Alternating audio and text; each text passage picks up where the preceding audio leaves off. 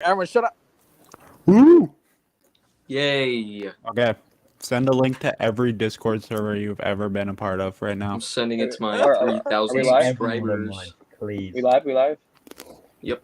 Yeah, we're live. Okay. Can you send There the it link is. to the chat? Okay, good.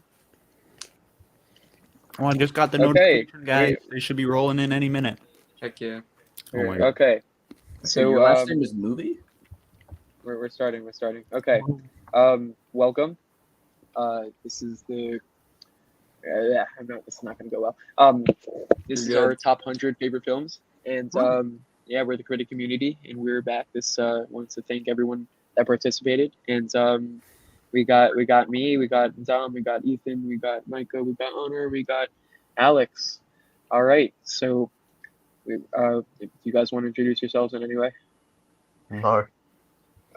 Okay. Dominic, I haven't posted a video in like 2 months, but I'm almost at 1,000 subscribers, so help me, please. Yeah, I post videos daily, 3 times a day. So Oh my God. I'm Movie Micah. I'm easily the most famous person here. 3.1 thousand subscribers. dang, bro. Well done, Cold well done. okay. Wow. Yeah. So and there's Owner and Alex. Yeah. They, We upload They're here. Yeah, there's us. they both like the Wolf of Wall Street. Anyway, so we are about to start, and we can't see any comments yet, but please I feel don't think free. anyone's in here yet. Oh, We okay. should probably Well, it's good explain we're what our starting. ranking process is like. All right. Okay. So basically, we had everyone in the community submit their top 10 favorite films, right? And then the people that listens, they got to rank everyone's favorite film against each other, and we ended up with 100, around 100. We're gonna basically focus on the top 50 though, and so most of us ranked each other's. There were a lot of people that just submitted their top 10s, but a lot of people shared it. So I think we came out with a pretty good ranking. What do you guys think? No. Oh, it's all right. It's all right. I think We'll it's pretty see. We'll solid. It's pretty We'll solid. see. And we got some pretty epic graphics. So yeah, we're about to start. Relax and yeah, watch a stream. Okay, coming in. These are the films that only one person saw and submitted. So these are in last place. Pirates of the Caribbean at World's End, chosen by Ryan. You Can't Take It With You, chosen by me. See It, very good. But I'm the only one who ranked it. Micah could have ranked it, but he didn't. But whatever. Then got Train Spotting by Oliver. Yes, Oliver made that movie, by the way. Yeah, exactly. yeah. Then we got Hereditary. Alex. Yeah, sorry about that. And then got Chunking Express. Surprised it got this low, but yeah. Sorry Would have been about 100 that. if I ranked it. Sorry about that, Dom. We're gonna talk more about them once we get closer. Yeah. Then we got Man of Birds by Oliver. The expected virtue of ignoring. Okay. Terrible. Then It's we the got best movie Ocean's. ever, man. Oh wait, yeah. Micah, what don't you like about it? Don't say it's rancid. Well, if I can't say it's rancid, then I've never was seen pronounced this movie. Don't know what to say. Okay. Hey. So next we have what do we have? We got Ocean's 11. There's an ocean and there's 11 of them. And then we got the Suicide Squad. I don't like this movie, but Josh I does. don't either. Yeah. I think it's Good. all right. I'm not really a fan of it, but it's fine. This is a Really fun not fact. my thing. It's the Suicide Squad is the lowest ranked movie that got at least 3 votes. Right. Wow. Yeah. So I think that it's there's limitations to my liking of James Gunn style, and I appreciate it, but there's a lot that just doesn't work for me here. Okay, next. It's in my top 100, but it's not. I do really like the film. It's in my top 100 for sure, but not top 10, not even top 50, I'd say. Oh. Okay. Next we got Moneyball. Aaron Sorkin. I honestly think it's not as amazing as I think about it, but it's it's solid. I forgot about it pretty fast, but Yeah, I like Moneyball, but I think when it comes to Aaron Sorkin, it's definitely one of his most like laid back movies. There's not like a snappiness that most of his scripts have. So it's just it's pretty chill, but it's like nothing that special to me. I mean, the dialogue is great though. I think he's in every other film like I've seen from Sorkin, just much better. But it's not bad. Okay, next we got Forrest Gump by Oliver. Was not expecting this to be a favorite of his. Yeah, that does not seem like a movie Oliver would watch. Yeah, that was surprising. But I mean, I used to love Forrest Gump, but yeah, I it used to be rewatched in like your recently, favorites, right? I rewatched it recently. It does not hold up. I mean, it's sort of sweet. Really? But I think it just I don't know. It might be like it being overrated, but it's good. Like I think almost all these movies are good that I've seen. It's a great history. Although not all of them are I've my only seen favorite. it once. It's sweet, but it's like I feel like thematically it's like really oversimplified. I mean, Tom Hanks is great. We can all agree on that. But it's Yeah. I don't think there's much going for it otherwise. Yeah. All right. Okay. Let's move on. We got South Park, bigger, longer, and uncut. I think I'm the only one that's seen this out of this group. No, I no. mean, no, Oliver's. no. Yeah. I think I don't. None of y'all have seen this, but like I have. You Do I know have? exist? you could have spoken up. I did. Anyway, I don't know. I'm surprised it's this low. I find it really funny. Oh, I thought it was brilliant. Like especially for the time it came out. Like, sheesh. Like it has a really good message about South Park. like, You'd probably look right. It's probably because of me. I watched this like a year ago and I don't remember anything about it, and so I ranked it like very low. yeah. The thing about it is like We're gonna have some words.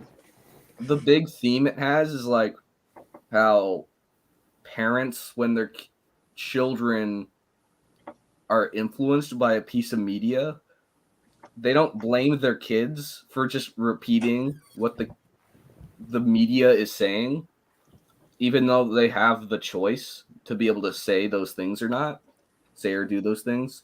So they just go straight to the source of media, and like the whole concept is like these Canadians made this really inappropriate movie and the kids start cursing, and the parents, instead of punishing the kids, start like trying to like burn down Canada, and they start like this whole war, and it's really hilarious. But it shows like the lengths, I guess.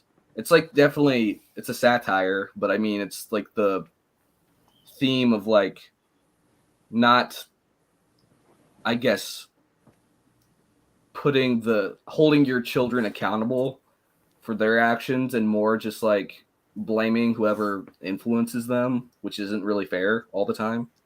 It depends on what it is. I think what's really brilliant about the movie is that it's literally making fun of it's a film depiction making fun of the show that it came from, because as you know, it's like one of the most like it's one of the shows that's been attempted to have been canceled so many times. And what makes it even more funny is that this movie was made in the middle of the film's second season, or the show's second season.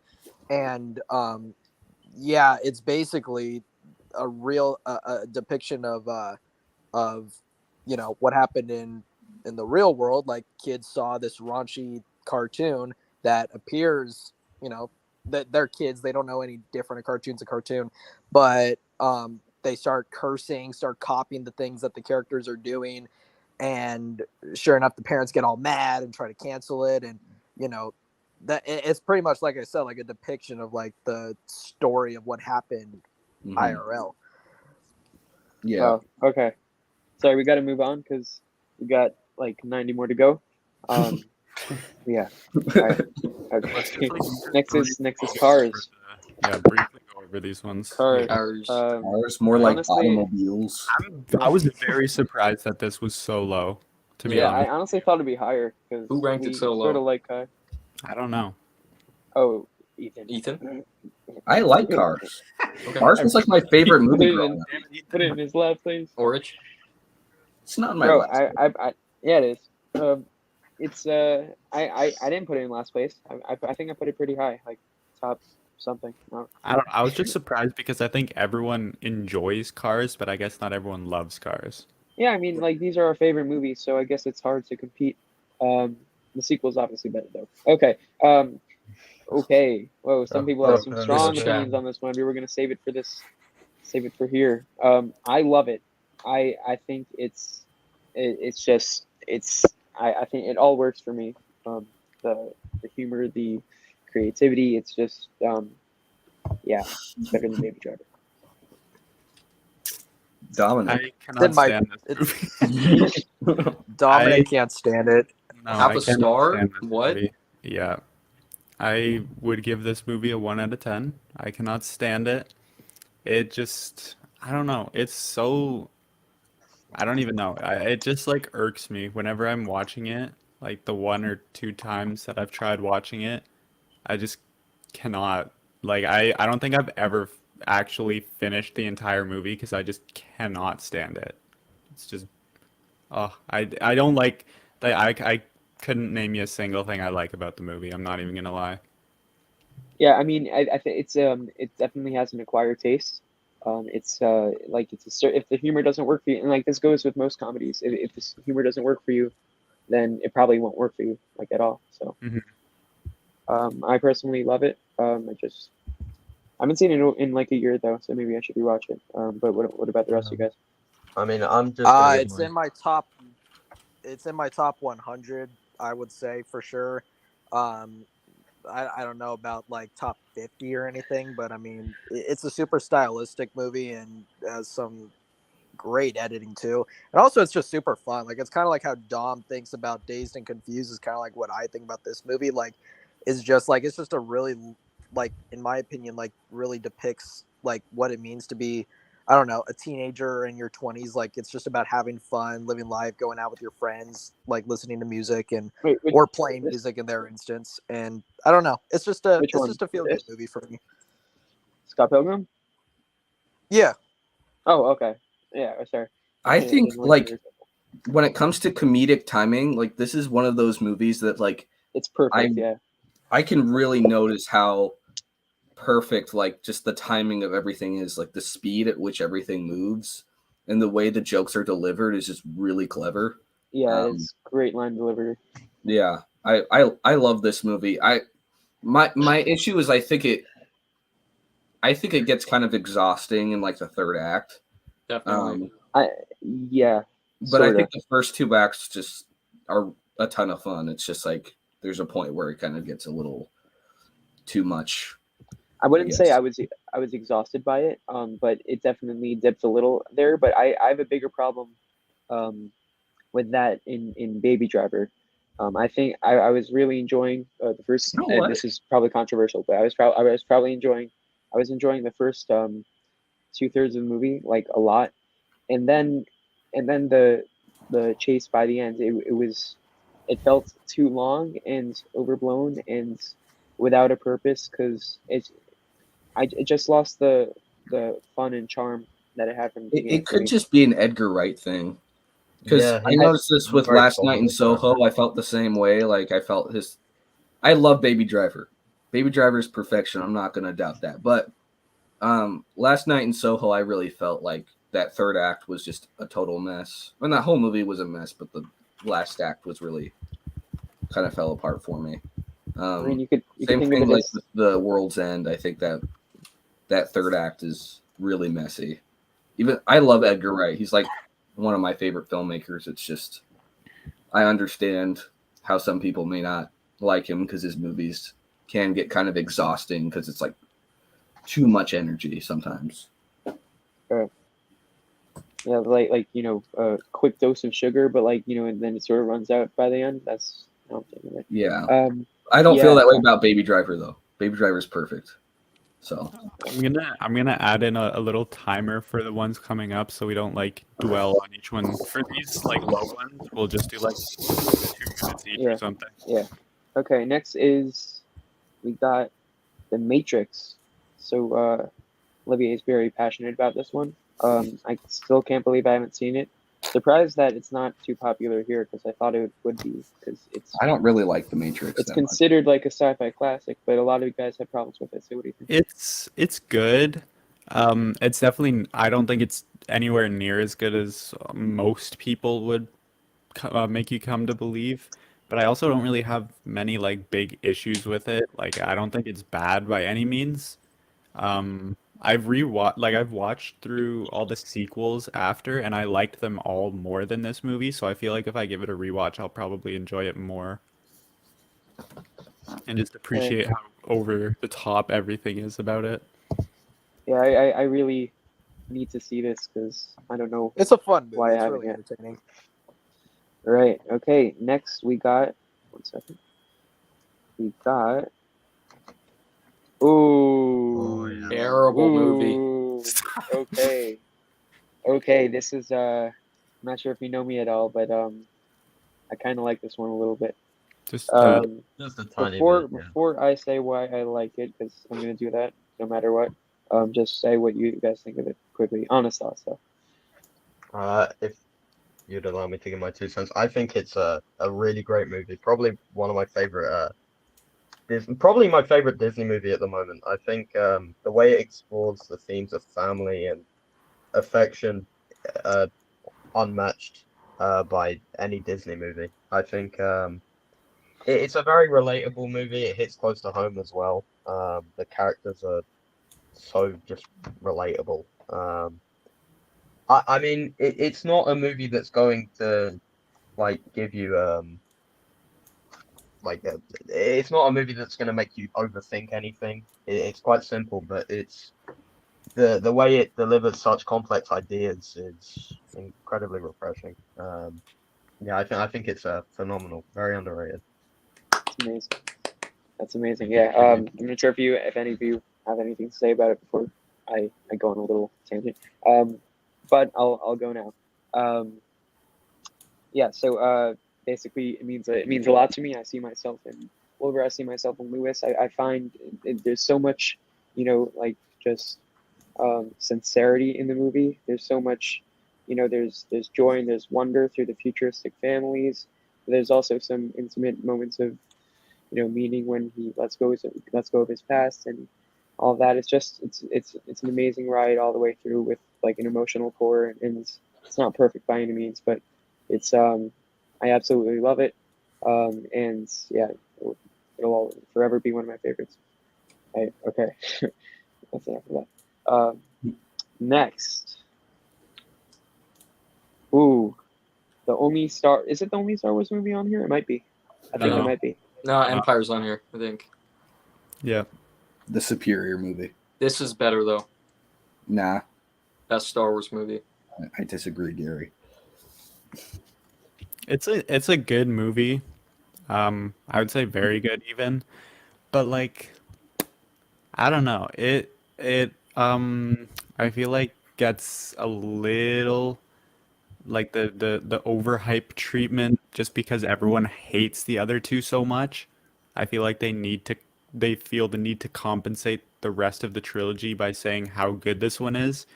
But I've revisited it probably 2 or 3 times since I first watched it. And after coming to appreciate the other two movies, this one takes a little bit of a step down. They're all basically on equal footing for me now, but a lot of it's super well done. Like Anakin's turn, very well done. It definitely balances the tones really well.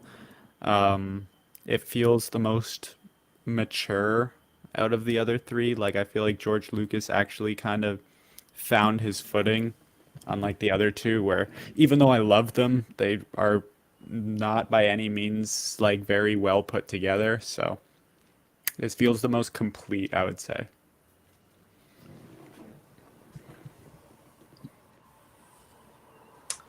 Yeah, okay. Yes. For me, it's kind of even with Attack of the Clones, but they're both They're honestly my two favorite Star Wars movies right now. Jesus. That's respectable, to be honest with you, dude. Attack of the Clones. Listen, all right. I don't want to go off too much because we're not talking about Attack of the Clones, but that movie is actually really good, and people are not ready to Mhm. hear that. I don't know, man. I've been seeing this opinion a lot. Like on Letterboxd, everyone's got it on their favorites list now. I don't really get it, but yeah, all power to you. I'm not a huge prequels fan. I never got on the hate train like a lot of people did, but I also never really got on the hype train either. But it's just not really for me. Phantom Menace, I have a lot of nostalgia for, but Attack of the Clones and Revenge of the Sith, I don't have a lot of connection to. Hi, boys. Sorry about that. Everything working? Yeah, Okay. everything's fine. I think Yeah, everything's good. I got signed out. Okay. Sorry. So, do you guys want me to move on, or anything else you have to say? Yeah, let's move on. Okay. Okay. Next is something I find. Do you guys see? Oh, you don't see it. Yeah, Oh yeah, my bad. presentation. Okay, it's my bad. You guys want to take a guess on what the next one is? While we're getting it up. Yeah, I mean, I could tell you what it is. Oh. But... Okay. Next Ooh, we got. Look at this. I don't know what interesting. happened here, but yeah, we got School of Rock. I think it's pretty overrated, even though it's not that highly rated. what? It's a nice, fun movie, but you guys seem to like it a lot. So I what love do you me guys some It's good. Love Good me some comedy. Richard Linklater. It's definitely his weakest that I've seen, but like I don't know, it's just fun. He knows how to make uh, everything seem very natural, even if it's exaggerated. Like Mhm. It's like weirdly natural. Like It there are is. just scenes that develop in just such a just authentic way, and it's weirdly immersive. There's that one scene. It's everyone's gonna I'm gonna get all the Karsten comments for this one on that, but like the video where he talks about that one scene in School of Rock where like all the kids start like playing their instruments and you kind of see everyone starting to like come together as a band, if you will. And it's like it really is that's Linklater right there. Yeah, Keeping out of this movie though, which is just completely crazy to be honest. Like the Jack Black character is just so wild and someone that I mean probably exists, but not nearly as much as some of his other characters, which are very like common sorts of people, you know? I feel like Yeah, I Jack mean, Black just broke into a school and just he wasn't even acting. That's This just is a he just got a documentary. camera and filmed the whole thing. It's a documentary. Yeah. Linklater movie, dude, for sure. Yeah, I just I don't know. I don't feel it doesn't seem too different from like anything else for me really. But yeah. I mean, I don't hate it, so it's all right. I don't know, man. Ona, did you I want to think, say anything? yeah, I think it's just like the way it's such a chaotic plot, the way it eases you in, it's just like so wild, bro. Like I mean, I don't know. It's definitely a very odd movie, very odd. Jack Black especially, but like it's just the way you get sucked into the atmosphere. It's just so crazy. I don't know. Yeah. Okay. Also, The musical's better though. I saw a live performance. That's so much better than the movie. oh, the music's so good. Oh, yeah, but weird side note. Do you know this movie's rated PG-13 What? because they make one reference to crack? And that's the only That's reason like why it's crack. PG-13. There's nothing else in the movie. Like you look at the description, it says because there is a drug reference. Nice. I was like, what? All right. Next is. Ooh, that is a great shot. Great Yeah, that's shot. that's one of the best shots. This was ever. actually my 777th film. It was my 77th film of the year, and I watched it on 7/7. So yeah, that's That is literally the awesome. only reason I watched it. But yeah, it was. I think it's the last 20 minutes are amazing. The rest of it is passable, but I find That's a pretty common opinion, but the thing is though with this film is like ultimately it's just to I don't know, the two leads to me are just like so much better written or terms and quality of like how their characters are written compared to any other mystery film I've ever seen, and they couldn't have been casted better in my opinion. I And I agree. also think what makes it so different than like every other murder mystery movie ever is that you never once see any of the killings except for the very, very last one at the end of the movie. Yeah. And it's arguably like as far as like in terms of how that character dies, it's the most, I mean, the scene is climatic, but how that character Yeah, no, dies it's- is the most anticlimactic killing of the whole movie. And the fact that you never see anything actually happen like just lets your imagination go crazy, especially the Mhm. lust kill. Oh man. Oh. Yeah, will try to avoid spoilers, but yeah, it's yeah, the ending's amazing. Like I'm not gonna deny that. I just think Yeah. that it really the rest of the film really put me off. I like the dinner scene, that was nice, but Well, most Um, people say when they talk about this movie, at least in this community, there's a very similar opinion where people say the last 20 minutes are good and the rest is just kind of okay. Yep. But like, That's my opinion. honestly, the first time I watched this movie is really late at night and I was super tired, really drowsy, and I decided to watch this movie for whatever reason. And even though I was like tired and sleepy, like I could never quite fall asleep. I was like on the edge of falling asleep, but not quite. And there were multiple moments where I wanted to pause it and go to bed and finish it in the morning, but like I couldn't. Like I physically couldn't. I was so invested. This is to me it's David Fincher's magnum opus, and it's not even a question. Yeah. social network. I adore this movie, and I honestly I've never really understood how people find everything before the last 20 minutes just okay, because honestly, some of my favorite scenes from any film ever are contained before those last 20 minutes. And also it has the best ending line, or one of the best ending lines of any film ever too. And do you know there's it so wasn't much- it wasn't originally going to be in the movie. It was forced. Yeah, and I'm onto glad that Fincher. it did end up being, because like it really like it's one of the most, it's so simple yet it has like it packs such a punch, and like you could spend Mhm. days just talking about it. Okay, next.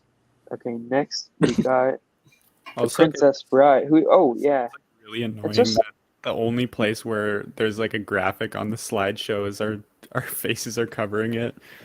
No one knows what number we're on. It's okay. yeah. Okay, we are on 82. This is The Princess Bride.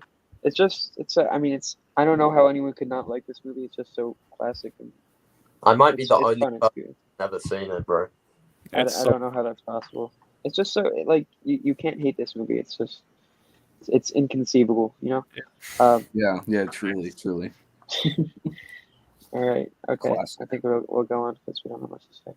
Toy Yes, Story 3. Okay, let the argument commence. Go. I Worst. love this. There's Love no argument. This There's no is argument? by far the best Toy Story movie. Like, it's not It's even by far the worst Toy Story Yes, movie. sir. like No. the You biggest say emotional thrill ride by a mile as well. The Like, first one is Nah, bro. unreal. It's so much best better. villain, The first one best is character First one's arc. my favorite. The first one is yeah. definitely The my first favorite. one might be my favorite too, even though I have a close connection to Toy Story 4, like through its maturity and stuff. But yeah, 3 never it just never felt right to me. It didn't have the charm of the first two, and it didn't have the Look, maturity this- of 4. So. The first one is for sure my favorite, but the third one, like, definitely I think packs, and it's I again like 7. I do not agree at all that it's like for whatever it's got its hype just for the ending. To me, that's not true at all. Like the rest of the movie is just like so. I don't know. It packs so much more of a punch than Toy Story 2, in my opinion. For Than any example, of you them. say, which I don't get me wrong. I like all the Toy Story films, but I don't know. 3 is definitely the closer runner up, next to number 1 for me of the 4. I mean, I've obviously got the most emotional attachment to this one because it's the one I grew up with. It's the one I saw in the cinema. It's the one I cried to. But like, Mhm. it by far has. Not only does it have the biggest emotional punch, by far, like it packs the biggest emotional punch I don't think so. like of any Toy Story movie, It really especially does. with the ending. But like, all the character arcs, they feel fulfilled. They felt satisfactory. I mean, Can, all can of we the talk about characters that? Because I don't No. see No, which we arcs you're cannot. talking about. No, we can't talk There's about it. No. there's very Toy Story little 3 is development unanimously of any loved at all. by all of us here, There's and it's the very perfect little of conclusion any to the character trilogy. development at all. It is So, actually number one on the so on the Because there is no Toy Story which 4. characters do Next. go through development? Which characters? I just wanna. I'm interested. Like I'm serious. Yes. No. This At is gonna least probably- it's not just about Woody. I mean, like a certain Toy Story 4. I don't know, Yeah. man. which actually has character development. No. Okay, Yeah. okay. Where's No. where's the development in 3? Who develops? Who Why are we changes? arguing like this? 3 about ends their Toy arcs all Okay. perfectly. Story? Very All natural. right. Can we Three's change the the ending. layout of the Yeah, stream? let's maybe to change blocking? movie before I get. What? You won't Can like we me when I'm change angry. the layout of the stream? The blocking the number is gonna piss me off. I'm Oh not shoot. even. Yeah. Hold up. 1 second.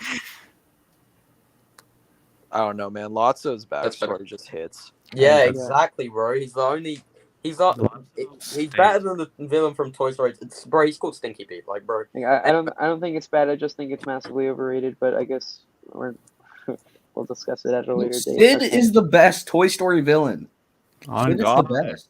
On God. I also think Next. that Lotso, like one more quick thing, is that say compared like two sad backstories of two of the toys, say Jesse's backstory and Lotso's, like Jesse like easily could have turned into like some weird villain, you know, but then like Lotso kind of not a similar backstory, but similar in the sense that it's like tragic or whatever.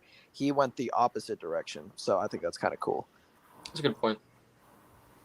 All right. Next, we got Alex. take it away. Yes. Okay. This is what I do. Okay. So here's the thing: is like, is this a film that are you usually gonna put it on anytime besides a holiday? No, and myself included. But that doesn't change the fact it is my second favorite film of all time. It's my favorite animated film of all time, and it's really where my love of film started because.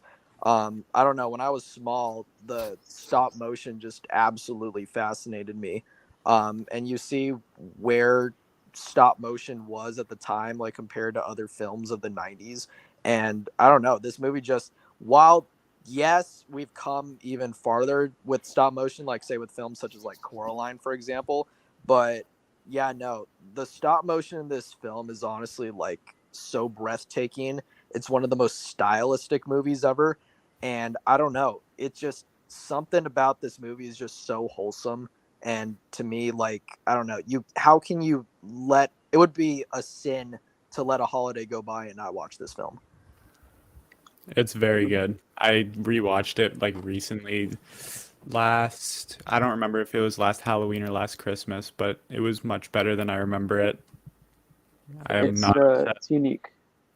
Forgive me, Father, for I have sinned. I have never seen this movie, not on a holiday or just in my life. I'm sorry. I've seen it once. I've never seen it either, honestly. Wow. I'm not alone. Next ones, I'm gonna be implementing the timer, by the way, because that Toy Story 3 and Yeah. went on for a while. Okay. Not many have seen. Wait, have people? Anyone Three people have hit- seen it? I've Memories seen of it. Murder. Yeah, To me, who's seen this it? I'm sorry, but this film I think is Pang Joon-ho's most overrated. I think it's a very overrated film in my opinion. I like it a lot. It's not one I think about very often, but the ending is incredible. Oh, It does have a very it's, good like, ending for one of sure. the best final shots ever, I think. Yeah. But like it's really good in terms of like how well it's made. It's undeniable that it's really well made. It's Some also been bodies is a long time gorgeous. since I've seen this. Like I'm the dude, I'm known for like rewatching movies. I haven't seen this in like at least over a year, so I need to revisit it, but I definitely think it is very enjoyable. I would like to have a movie night of this one and give it another chance. All right. Yeah. Next, we got Owner's Name. Yeah, best movie ever made, probably. Let's have No, Dominic talk about it. No, it's kidding. Hey. I would actually like to hear him talk about it. To be honest, I'm very interested to hear what he has to say. But anyway, I will go first. Obviously, this is my favorite movie ever made. The emotional connection I have to it is unparalleled. I think not only is the story extremely relatable, but it's also just so emotionally investing. The animation's also captivating. The music is just performed to a It's a T. very cathartic feel, yeah. I mean, the animation is easily the best I've ever seen. I mean, not only does it combine photorealism, and just so many wacky, crazy shots, like the scene in the cave. Oh, beautiful. But yeah, it's just one I can put on at any given moment. I'll be able to enjoy it more than anything. I think whenever I feel down, this is the movie I watch. Whenever I feel bored, I listen to the soundtrack. Like, the connection I have with this movie can't be matched. I don't think I'll ever have a different favorite movie again. It's honestly Well, just too good to be true, man. You're Like, saying that now, but it'll change. I'm kidding. I need to yeah, finish it could this change by film. tomorrow, but like, I need to finish this film. Honestly, just start from the beginning, because the thing is, like, when I did start it, at the time I was like, I think I had COVID or something. I was like super sick, and I asked Honor, like, give me a good film recommendation, and he said, you still haven't seen Your Name, so go ahead. And I don't know what it was, but I think it's just me personally being sick is just, despite the fact that I have time, it's not a good fragment to watch movies I have not seen. I don't know. It just hinders the experience for me. So whenever I get sick, now this film has taught me the lesson: don't watch movies you haven't seen, because you're not going to enjoy it the same way. So I got to see it again. But Or the real start question again. is, Alex, are you sick right now? Nope. Watch I party am. tonight? Oh. I don't have Okay, time for that. Next, we gotta go. Okay. Next we got mid-90s. We actually saw this yet. Oh, yes. Lovely movie. Oh man, It's this great. this The film feel-good I think event of the was season. one of, like, our critic community, like, when we all watched this film together, this was like one of our best fucking viewings, in my Oh, yeah. opinion. Like, as a Yeah. group, it's just so freaking fun of a movie to watch with friends, because it's like, it's fun yet serious at the same time. And a lot of movies, to me, like, usually are going to be more one or the other, but to me this is a perfect 50-50 balance. And like, it just captures everything there is to say about growing up. And me personally, as I've said many a times, I don't know, I was kind of like Sonny Solik in this film. Like, when I was in middle school, like, I thought that hanging out with kids who, like, be stupid or whatever for attention, like, I thought that, like, that's what got you popular or whatever. And that's like kind of what I did, because I don't know, I didn't know what I was doing. But I don't know, this film just captures so much of my middle school and early high school years. And yeah, it's just a very important film to me. I love it. All right. I think There we'll is move on. there is a Oh, never comparison mind. I made in a letterbox review I wrote. I said this movie feels so real. It feels like you're being dragged against concrete, but you're also being hugged by your bros at the same time. Yes, As while you're pretty getting much. dragged across concrete. Good way That's to kind of how I describe it. feel. You It's could very say real, but it's also really sweet. yeah, Good we way had to a describe it. this was a great time, like, watching with you guys, for My sure. favorite watch party so far. Yeah, It was, it's a great it's watch. definitely great. I think Whiplash got to be my favorite because it's just so good. Okay, next, Mr. Sean. Shaun of the Dead. I Yeah. think between all of the Edgar Wright films I've seen, this and Hot Fuzz are the only movies that like have third acts that actually make sense and don't make me want to just turn off the movie. So I've got to give it props. I think it's very good. You're more like Shaun of the Mid, am I right? No. I don't know. Oh, This is I a can see slice how of fried gold, man. Okay, listen. All right. Hot Fuzz I is- am known to be an Edgar Wright hater, if you will. Except for Baby Driver. Except for Except- Baby Driver. Baby Driver is by far the best one. That's literally not even remotely close. it's my least favorite. This movie is pretty good, all things considered. But, like, I don't know. I just don't love Edgar Wright's sense of humor.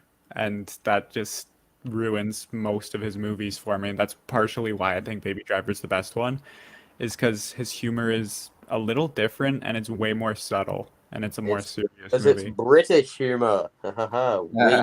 we have a very different sense of humor to North America. So I mean, it makes sense that it is this low, simply because like the humor is very different to what you'd usually expect. But I mean, I'm not going to put it down to your sense of humor, but you know, it's not for everyone.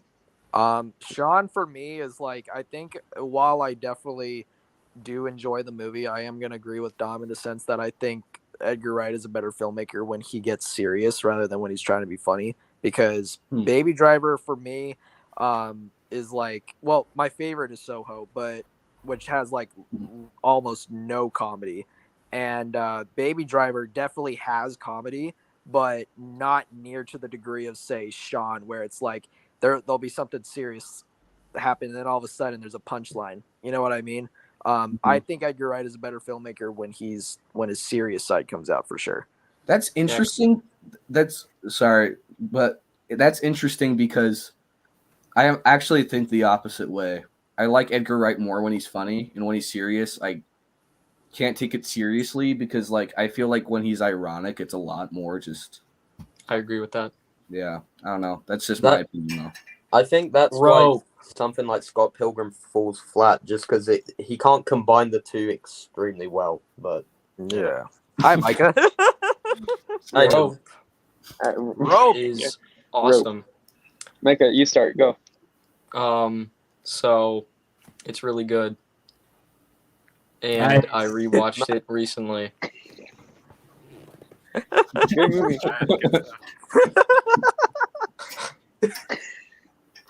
Rope is really good. Yeah. Oh, you saw it? Yeah, you did see it, right? Yeah. Okay. Yeah. Sorry. A while ago too. Yeah. It's probably the Hitchcock film out of what I've seen. It's the one I want to revisit the most, just because it's been the longest. But man, I did some digging very recently, about like how like intense it was to film this movie, and which you would assume by watching it, but once you know how like the depth to which that went, it makes you want to see it again, like just to say, okay, now like I want to see it with that, with those lens on. So yeah, no, it's a good movie. It's cool, like how like visually I think like the gimmick is not really, but like the one shot thing is really interesting, but that was not the thing that really struck me about it. It was really the script, like the undertones and the themes and like the way the characters overlap and everything. I thought it was all really well done. I'm gonna talk about it real quick because yes, it's on here because of me. It's your movie. Yeah. Oh wait, sorry. Okay, good. Yeah. So this is my favorite Hitchcock film, and it's just ever since I watched it at first, it's just been climbing up my favorites list. There's just so much to unpack, and it just amazes me every time I think about it. Like I got the DVD from the library today again because I love it so much. Buy it. Yeah. But anyway, because actually I was thinking of making a video, but we don't. That's probably not going to happen. Anyway, it's absolutely amazing. It's one shot, obviously, and that just adds to the the suspense and feel of the movie. It's such a simple story, but the way things are shot, the table with candles framed as a coffin, and then there's different, just such slight acting movements and facial expressions, especially from Jimmy Stewart, that it's just so powerful, and it's just so simple. So yeah, I love it because of that. I love how the background changes subtly throughout the film. That's one of my favorite. Yeah, it's a big aesthetic thing. It has everything I love from Hitchcock. It's amazing. Okay, next we got. Oh, okay. Boo! We don't like this movie. I don't know how it got here. This movie is awesome. I love it. It stinks. It's awesome. I It's one of the purposely best picked. DC movies. I purposely picked the lowest quality picture I could. Cool. This is a good picture. I just mean it's like really blurry and pixely and stuff. Because That makes it look better. I think the thing to say about this film is that Zack Snyder is just a filmmaker where he's just so interesting because there's so many people that hate the crap out of everything that he's done, like especially in terms of DC. And But then with there's them. also those who are like the hardcore fans who just like see his vision and what he was trying to do, and that's what like Zack Snyder is a good example of what film really is all about, is the perception. And I'm personally not really a big fan of his, but I definitely respect his directorial visions, despite how well or bad they come out. I'm gonna talk about this real quick because I'm a huge DC fan and I grew up with Superman and Batman, and I do not see Superman and Batman in this film. When I started to accept them not as Superman and Batman, I started to enjoy it. But if I ever think of them as Superman and Batman, I can never enjoy this film at all. I think it butchers their foundations of the characters. I And completely I disagree. think it's, Respected. what's your argument? So Next. okay, we can go all we want about Batman going and killing people. I mean, he's done it several times in several different comics. He's done it in Batman movies before. No one seems to complain of it. His I give it. foundation is the no kill rule. Okay, yeah, and okay, we're not comparing it, but yeah. But the issue is with Batman in this film, he is a dark and tortured version of himself. He has gone through several years of crime fighting in this hellhole of a city, which he can't seem to change, and he's seen so many people he loves dies. I mean, like, he's got the Robin suit that's been graffitied by Joker and the Batcave. Like, we've all seen that. We can dissect that as much as we want, but you know, Noodle. Yeah, I mean, I see him as tortured, and I see him as like taken back, but I don't see him as I Batman. realized- I don't. I don't. allow me to go on. I realized think- my mic wasn't muted. I was calling my dog. That was awkward. That's our cue. What was Okay. I saying?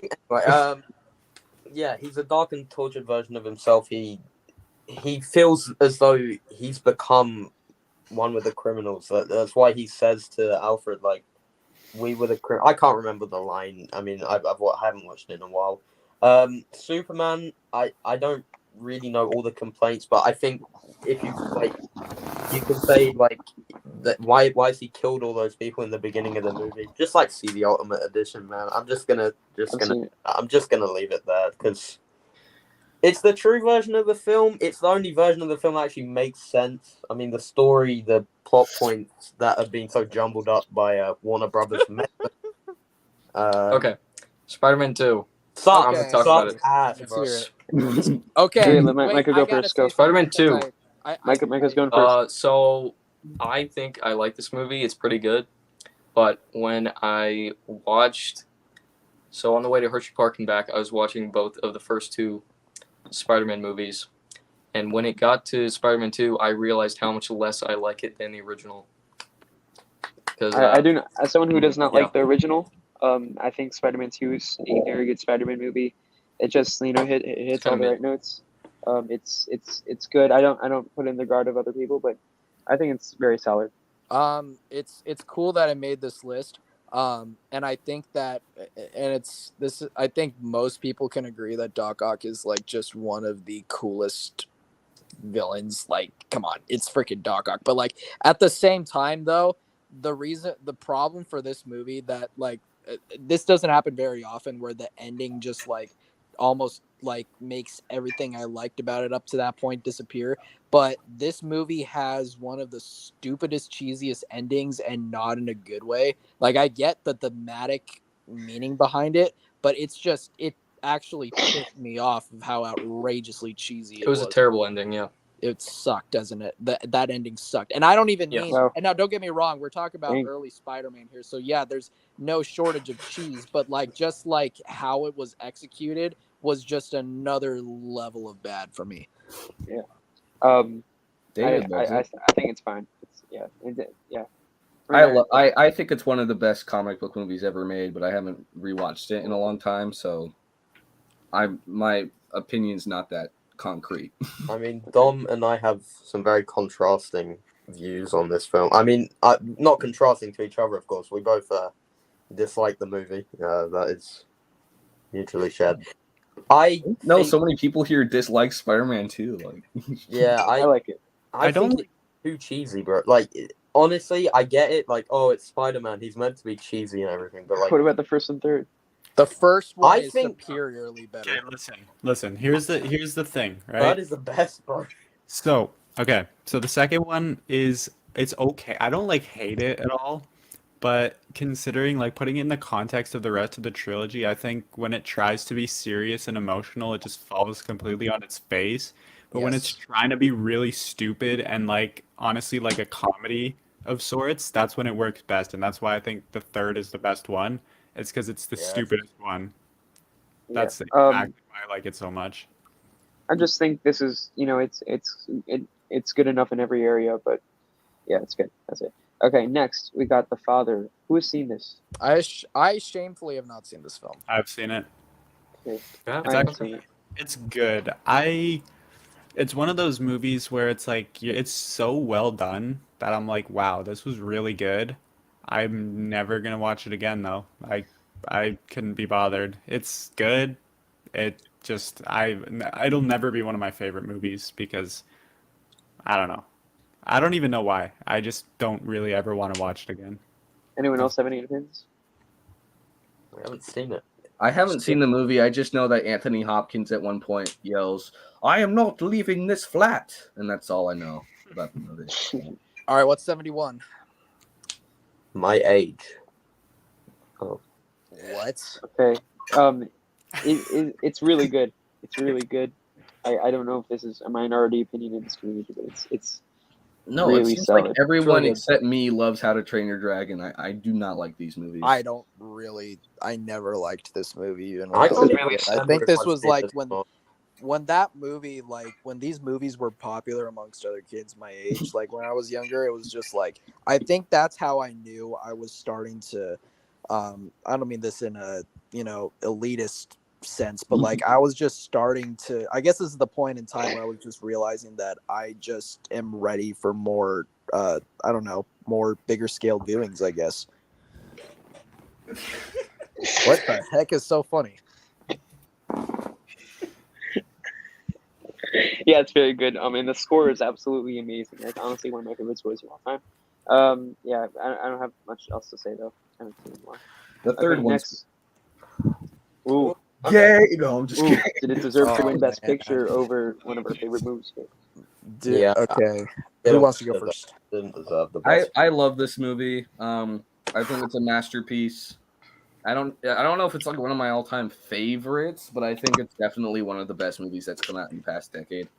Um, I don't know. I just think it's a really vulnerable piece of art, and the way it develops its character and explores its themes is really well done. It's very natural. It's not preachy. It's not woke. Um, it's just like a movie about a character, and they go through stuff, right? I don't know. I think it deserves all the hype it got, and even though I like La La Land more, I think this definitely deserved Best Picture over La La Land. Even See, though I like La La Land more than this movie, I just think this one deserved it more, if that makes sense. Yeah. but Um I don't understand how this did win though, because La La Land's getting all the other awards. It's sweeping, bro. How the hell did this end up winning? It this doesn't make this sense. film just, I don't know, there's just something so impactful on about this film. Like I genuinely, like I it was one of those very rare instances where it probably was just because like these are the kind of films that at the time I was getting into, but I was genuinely a different person by the end of this movie. It's a very moving film, and it's one of the most colorful and aesthetically beautiful films ever made, for sure. Honestly, I just remembered I haven't seen this movie since I think it was April 2020. So I watched that's it. the last time I watched this, and I still think about it a lot. Like I to haven't this day. I haven't even seen the movie, but I agree when I mean I don't necessarily agree, but I understand when people say that this should have won Best Picture, even if they like La La Land more, like Ethan said, because the other categories don't really account much for like cultural significance and stuff or representation, but this movie was like really important to probably a lot of people because of the different stuff that it tackled with, how it deals with. I mean, I assume because from what I've heard, It Um, does. It does. dealing with like Yes. things about probably like sexuality and identity and stuff like And that. the last thing I'll say, because I know Orich wants to move on. The last thing I'll say is that putting together what you and Ethan have said, this film definitely what I really appreciate about this movie is the fact that it was able to have tackle the theme of finding your sexuality without being overly preachy about it and without Mhm. saying like you're wrong if you don't think this. It was more so that it was following a character who happened to be homosexual without having like a very preachy, I don't know, vibe about it, I guess. Like It the just didn't feel ending, forced at all. the ending was beautiful. I It mean, was. I'm not gonna spoil who this person is, but like when there's two characters embracing each other, it doesn't feel like something that's trying to get in your face. Like Yeah, it's so humble and it's so vulnerable. It's right. just beautiful. It's very profound. All right. War for the Planet of the Apes. Entertaining movie. It's yeah, This used to be my favorite of the new trilogy, but for some reason, it was nowhere near as good in rewatch as the other two. So now it's my least favorite, but it's still pretty great. I think Definitely. all three of the from the new trilogy are all like enjoyable enough, but I don't get anything out of them. Like they're never gonna be any favorites of mine, to be honest. But if you're watching and you want a good time, then you might as well watch them. Like they're all pretty good. Okay. Do you guys have any thoughts? Because Yes. No. I actually No, we're just I- going for I a ton of can movies I've never seen. I can go. Sound of Music is, I mean, it's such a freaking classic. Like, is it in my top, like, 50, top 100 anymore? I don't know about that. But it's like, it plain and simply is one of the best musicals ever made, for for sure. real. Yeah. It's just so delightful and charming. And what else can you say? It's freaking Sound of Music. Like, there's It's so sweet. no film deserves the place that this movie has in terms of film culture and musical culture more than this one, for sure. It's very easy. I just got to say it's really grown on me recently. It's just there's so many nuances about it that I really enjoy and just I love, and it's not like quite Singing in the Rain for me in terms of feel, but it's up there. It's a great musical. Okay, next we got the original West Side Story. Banger, banger, banger. Original. Most of you guys prefer the new one, but we got the original here. I'm ashamed to say I prefer this. Yeah, I also prefer this. In terms of the tone, I find the little one a little too jarring, but the new one does improve in many areas. I just, I can't stray away from the classic. It's truly amazing. I'm ashamed to say both of I've them. not seen the original. Like, my parents took me to see the new one first without me having seen the original, which I'm really ashamed to say. I mean, but I wasn't a big fan of it, so I hope I will like the original more. Honor, go ahead. yeah, I mean, they're both quite similar movies. It's just, I think the new version is a bit more aesthetically inventive and creative, but I think the original's just, it's the better movie.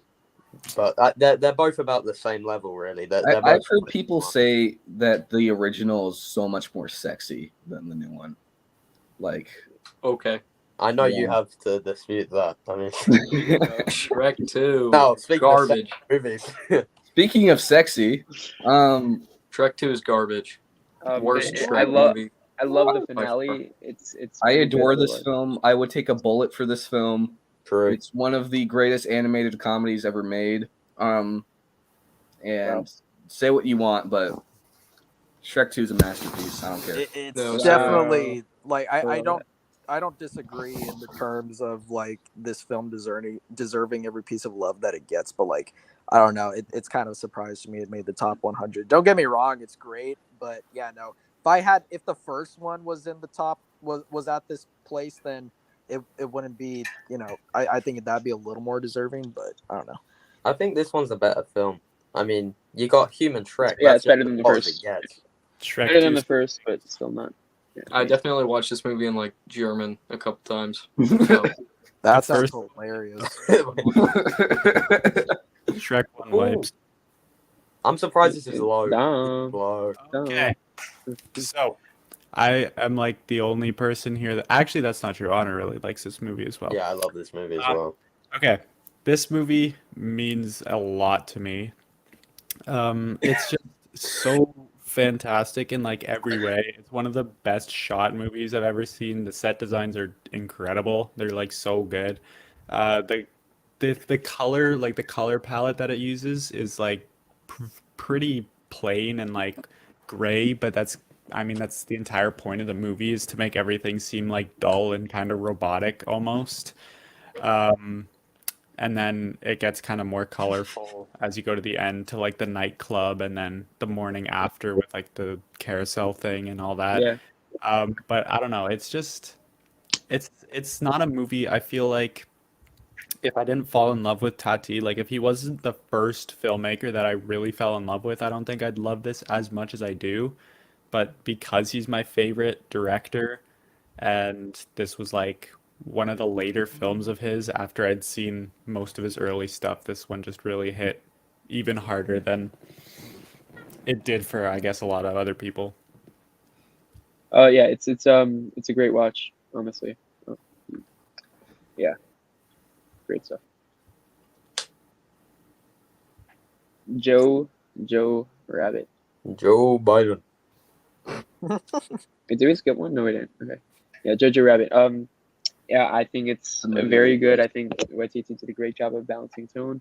I think it has some great, some great emotional moments, and I just love how they, they did it in sort of a sensitive way, but like, it was a satire, but also like really serious. But it was, I think it was a great balance of everything, and I really felt this one, especially by the end. I can never tie my shoelaces the same way. I I think really like this. I tried to show it to like my cousins and family a few months ago, and it was just depressing because like I couldn't explain to them that it wasn't like making fun of the Holocaust. Yeah, It was still saying that it was bad, but it was making a comedy out of it, which is it was It's a amazing. satire. That's what But satire yeah. it was like pointing fun at how ridiculous like the Yeah, plans were. And, exactly. Yeah. But none I of them think- liked it. after the shoelace tying scene, for me, it goes a bit downhill. I mean, the first time I watched this, it was on my birthday as well. So I had quite the experience with it. But I think up to that point, it's very good. But after that, it just kind of strays away. Like, it doesn't have the same tone, like, and it just continues to kind of stress the comedic aspects of the film. And, after that scene, like, what's the point? There's some unnecessary scenes, whatever. Okay, Micah, go. You brought this onto the list. Yeah, Monster Inc. Definitely the most creative movie ever made.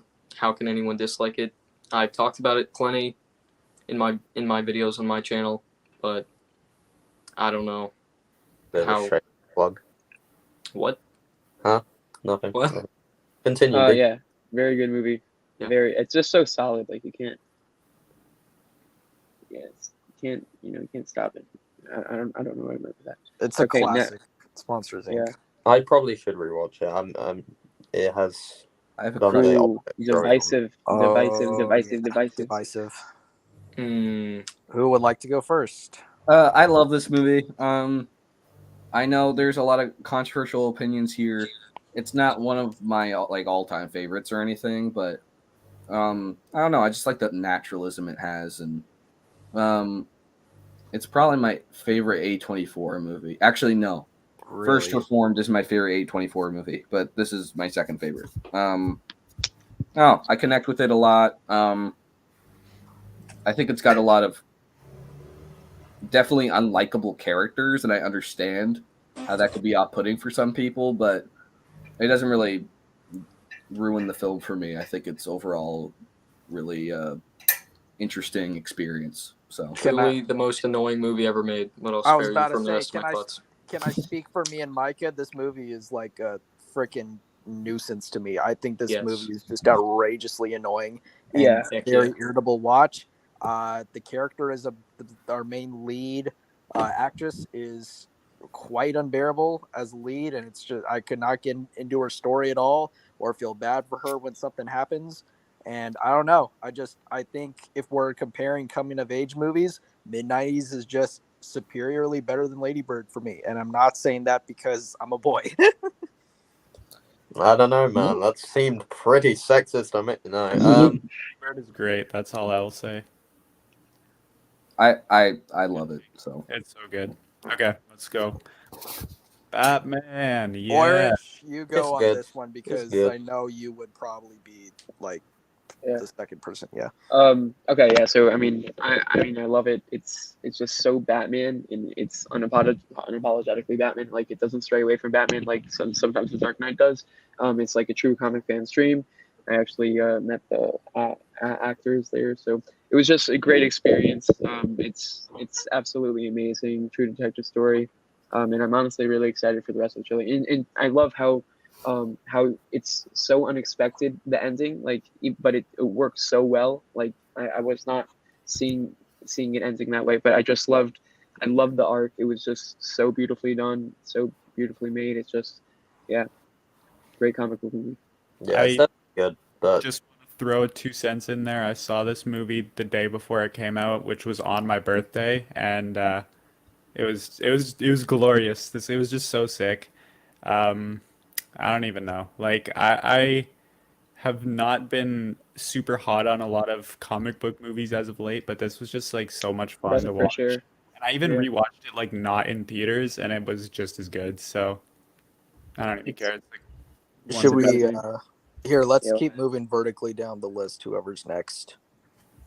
Ah! can't even see who's next, bro. I can't either. Orange is just really wanting to glorify Dom here, which don't get me wrong, It's so he's hot, worthy though. of it, but Orange. Oh, yeah, what? would you What? guys- We're on the next one. We're on screen. Can't even see it, bro. we can't see it. You don't see it? Why didn't you tell All we me? I see was is here. Dom's beautiful face. We can only see Dom's beautiful face. Oh Yeah. shoot! God, Okay. it's so sexy. Haven't seen What? it. Cool. Oh, I was You talking can't about see it? Batman, but okay, we'll go to the we can go to the next film. Oh, you Good can't. movie. Good movie. Hold up. Scream is fun. That's all I have to say. I Okay. screamed during it. I Oh yes. I'm so Okay. clever. All right, I- Orange, you go first. Sure. Okay. I love this movie. It's not my favorite Frank Capra movie or my favorite Jimmy Stewart movie. But it's the best of both worlds. It's just Frank Capra has a way of making my favorite movies because it's just so genuine and so it's just they're great watches. I prefer You Can't Take It With You, but this is everyone needs to watch this like at some point in their life. It's a true lesson of value of life. It's absolutely outstanding. It's beautiful. It's heartfelt. It's just like the best holiday movie. Yeah. I'll throw 2 cents in real quick. So with this film, I think next to The Nightmare Before Christmas, it's definitely my favorite. In terms of like thematic messages, of course, this is the better film of the two. But what I will say though, is two things. One, if you ever a quick little PSA, if you ever are like feeling like you're worthless or you have made no impactful change on literally the planet you live on as a whole and you think you're but a speck, think that again after you watch this film because ultimately you will have a different set of eyes for sure. And it then really the other changes thing you. is that I think something that's I don't know how Frank Capra did it, but like he was able to make a very prominent Christian message or a Christian how do you even describe it, theme I guess, in this film without really, even if you are not, even if that's not really your faith or what you believe in, it's still like such an enjoyable watch nonetheless, if that makes sense. Yeah, and I'm honestly surprised it's this low because I think this was all in everyone's favorite list at some point, except for Honors because he hadn't seen it. So, Yeah. what do you guys have to say about it? I would say it's like the first part when it's just his normal life is like an 8 out of 10, but that ending with the whole concept of him not existing, that's a 10 out of 10. Definitely one of the best endings I've seen. Wait, what? He doesn't exist? So One of the Yeah. best third Spoiler. acts of all time, for yeah, sure. no, for sure. I used to think that too, and that's even when I loved it. But then, like, recently after many rewatches, I started to appreciate the beginning and the setup much more. Okay, Ethan, you go. I agree. Yeah, Go. I gotta love go. It's a Wonderful Life. It's wonderful. All right, let's get to the next Next. We can't see it. Face is so Bro. hot. Oh yes, great film. Anybody? Oh, would anyone yeah. care to go first? Because if not, I will. It's good. It is. Okay. So thing. Oh, Pretty Honor, were you gonna say glorious. something? No, I'm just agreeing, bro. Movie's great. Oh, yeah, no. So this actually for a while was I was it really was a hard choice of what my second favorite Tarantino film was, and for a very long time it was this, and this is oh my gosh, stop! And it was it's easily justifiable as someone's like even their favorite for sure. I mean, it's one where Tarantino is just like the artfulness in him. I think he like a lot of times in his films, and I'm saying this as a fan of his, he a lot of times goes for the style quite a bit, more than anything, I think. But and that's not necessarily a bad thing, but when he does like genuinely try to like because he definitely can, and when he shows you that like, hey, I definitely can like do everything as a whole, I think Inglorious is a really good encapsulates it all for sure of what he can be as a filmmaker. Well, Speaking of Another Tarantino Tarantino, movie. Yeah. This is my favorite it's Tarantino. after Australian Tarantino, it it's sucks. just it's so sharp. It's like it's just I mean Yeah, and I think that tonally it struggles a little bit in the ends because I'm not sure You've exactly seen what it? it was going for. Yeah, I saw saw this last month. But it's really good, really really good. Micah, what makes this your favorite Tarantino movie? The goodness of it. Wow. On God, Um, on God. It's I mean, actually hilarious to me that what is because Django is definitely for sure, I think, a lot. Honestly, I noticed on the last rewatch a lot more funny than I remember it being in terms of like Oh yeah, it's you know really hilarious. on spoof. Well, like the dialogue was always funny, but like in terms of like spoofing Western tropes, like it it didn't stand out to me until really the last couple of watches, like how much it does it. But like it's funny that despite the fact of how much it makes fun of the genre, it's one of the best Westerns, period, for sure. Yeah. Groundhog Day. another movie I've not seen. Never seen Yeah, it. How? Never seen Groundhog it's a Day? nice movie. It's fun. It's good. I don't have It's a really high funny. opinion on it, but it's It's uh definitely one of the best 90s comedies. great creativity. Love Easily Bill one of my Murray. favorite straight comedies. Wrap it up, boys. Really good. Yeah. Terrible film. Yeah. Honor, you go first since you are. It's first. rancid. Yeah. I mean, hey everyone. Hi, it's me. This is as funny as movies get. Like honestly, there is not a single scene where like my ass is not rolling on the floor. Oh, okay. Strongly disagree. I Still apologize for not PG-13. keeping it clean. Hold, but, let him finish, Jesus. y'all. Calm down. Jesus, it is so funny, bro. It is so funny, and I call this being a 5-star or a 4.5-star dom. So I just saying, but very very funny. Like there's easily my favorite comedy, but Heck yeah. I'm gonna pass it off to Alex because his thoughts are smarter Yeah, than I mine. don't know why I'm being focused, but yeah. Yeah, no. So Wolf of Wall Street, this is my favorite Scorsese film. And yeah, no, it's in my top 5 as well. And this previous March when it was my birthday, I had a bunch of buddies come over and we all watched this film, and oh my gosh, this movie is great, just great all around to watch alone. It's even more funny, I think, with friends because you can all laugh together. And you're just Honor's just absolutely right. It's like it is so hysterical. But Yep. the thing is, though, I understand why not everyone loves it because you have to like have raunchy humor be your number one favorite sense of humor to like it. But if you do like dirty movies, like in terms of the comedy, like okay, well everyone loves dirty movies, right? But like if you love dirty humor, yes, you can't pass that movie up if you've never seen it. It's hilarious. I honestly don't know how this movie got so high. Hold up. It's Sure, Jaden's picture should be there probably. They love the hell I out of don't this see it. movie. It's not here. How? How is this here? Like how? I want to see this film again Yeah. soon just to see why they love it so much. Because Yeah, I I remember got Blu-ray. I liking should it. check it out like I today. don't want to see this again, to be honest. None of us here really like. Okay. Ooh. Okay. Man. Okay. A hole in a donut's hole. It's just one of my favorite murder mysteries. It's just so clever. I love Ryan Johnson's direction. It's so sharp. It's interesting. It's engaging throughout. It sort of helped guide me into movies, like even when I was just getting into it. So really appreciate it. Love it I nonstop. should Great mention that cast. this. Oh, okay. Yeah. Well, there we go. Jaws. This, All right, Ethan, Jaws. Yeah, for years I said this was my favorite Spielberg movie, and it's between this and Catch Me If You Can.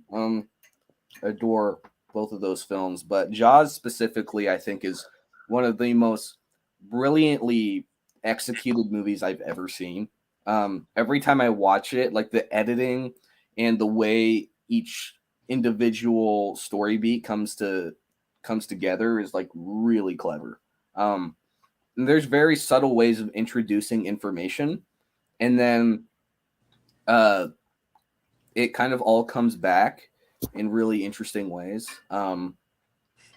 Even like side characters in the film are super memorable. Like even like the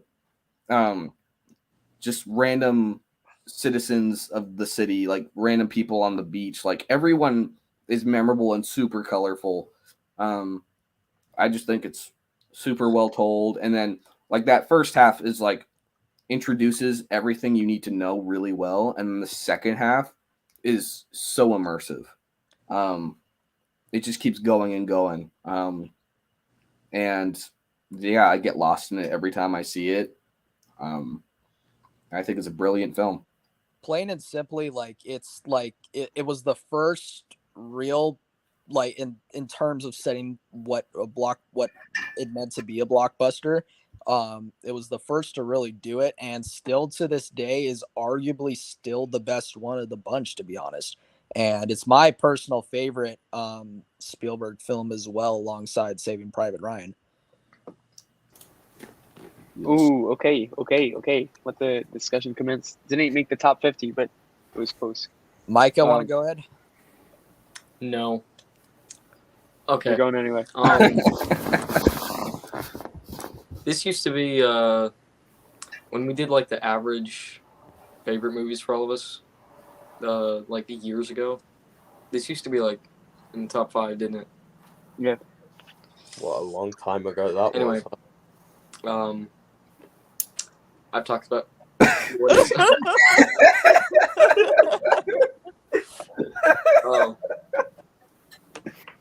I think I've talked about it enough, but He talked movies way too much. why is it not in the top 50? That's the question. Yeah. It It doesn't hold the same impact that it used to have for me, but it's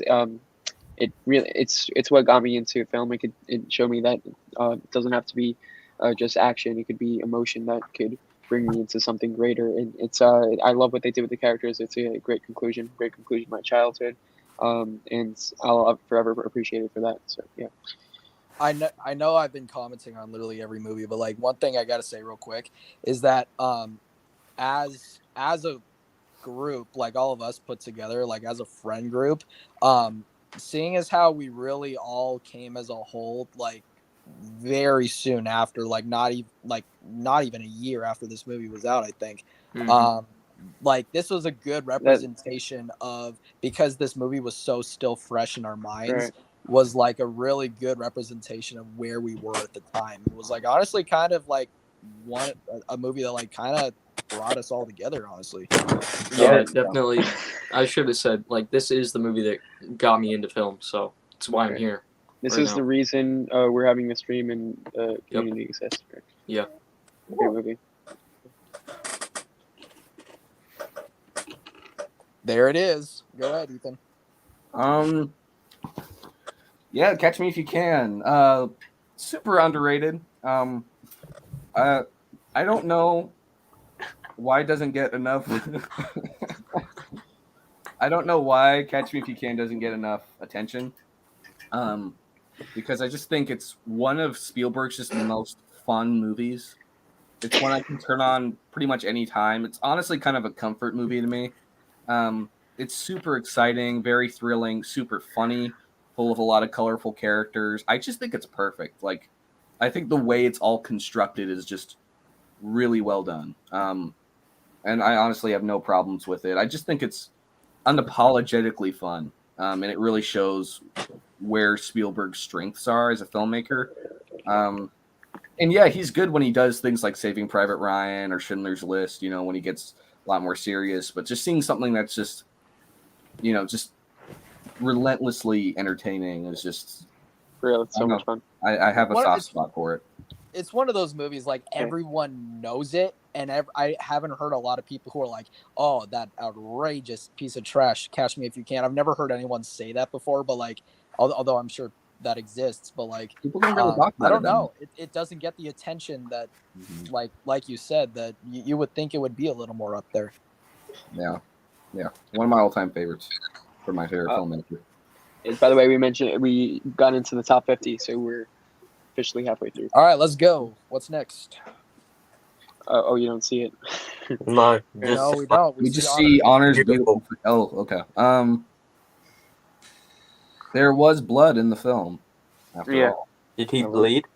At one point, yeah. do you bleed? Nope. Tell me. Okay, I Jeez, guess we don't Tommy, have look anything at to say with this one. Fine though. I think Daniel Day-Lewis's performance in this film is unmatched. It may be the best performance I've ever seen. Honestly, just the way he carries himself, his voice, every facet of his presence it's incredible. I think cinematography wise, it's definitely one of the best looking films I've seen. The way it just immerses you into the world, it's pure cinematic hypnotism. Very good. And Johnny Greenwood's score is so unique.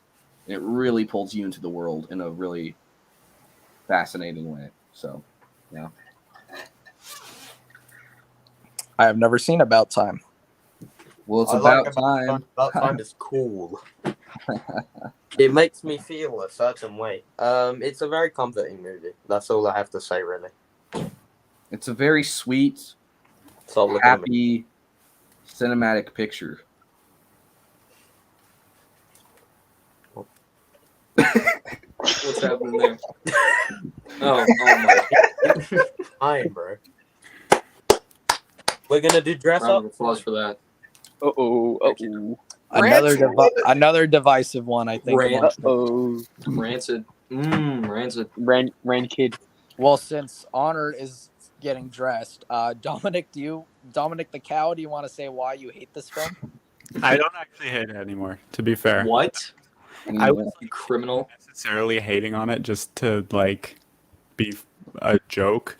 Me and But- Mike actually ate. It's like it's all right. I have never seen it. But it's neither. just Yeah, but Fincher like knows how to make a movie, obviously, so it's well made. I just don't like its tone at all. Fight Club. Or Watch your tone. Honor, you're missing all your movies. Very base. Sigma Bale. Here, while he's getting in his Christian Bale outfit, I guess I can go on this film. There's when it comes to American Psycho, there's another here, Honor, go or Orich, go back to the poster. You can't see it. Anyway, so when it comes to American Psycho, there's going to be another film on this list that has a very similar story behind it, but American Psycho is just one of those times where another thing that's just super fun about being a I don't know, film fan is just that sometimes your opinions drastically change. Stuff that you love, you may hate later on. Stuff that you hate, you may love later on. And oh my gosh, everyone's like dressing up and I'm not.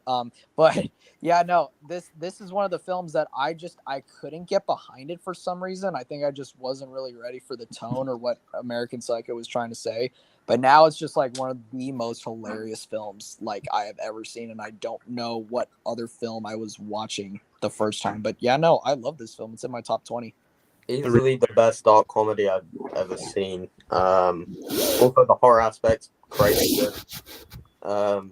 Easily the most quotable movie of all time as well, bro. Like he likes murders and executions, bro. That's so cool. Okay, Oner, Most Literally relatable me. character of all time, bro, right? you gotta chill. So relatable. He's What's literally, it called? Like Me, That's Me, or whatever. Like that's literally me, man. literally me. Yeah, that's Why? Bateman is Honor's soul animal. Yeah, Patrick Bateman literally is all I stand for anymore. The real American Psycho is the friends we made along the way. True. On God. For real. All right, I like Inception. this. Inception is a movie.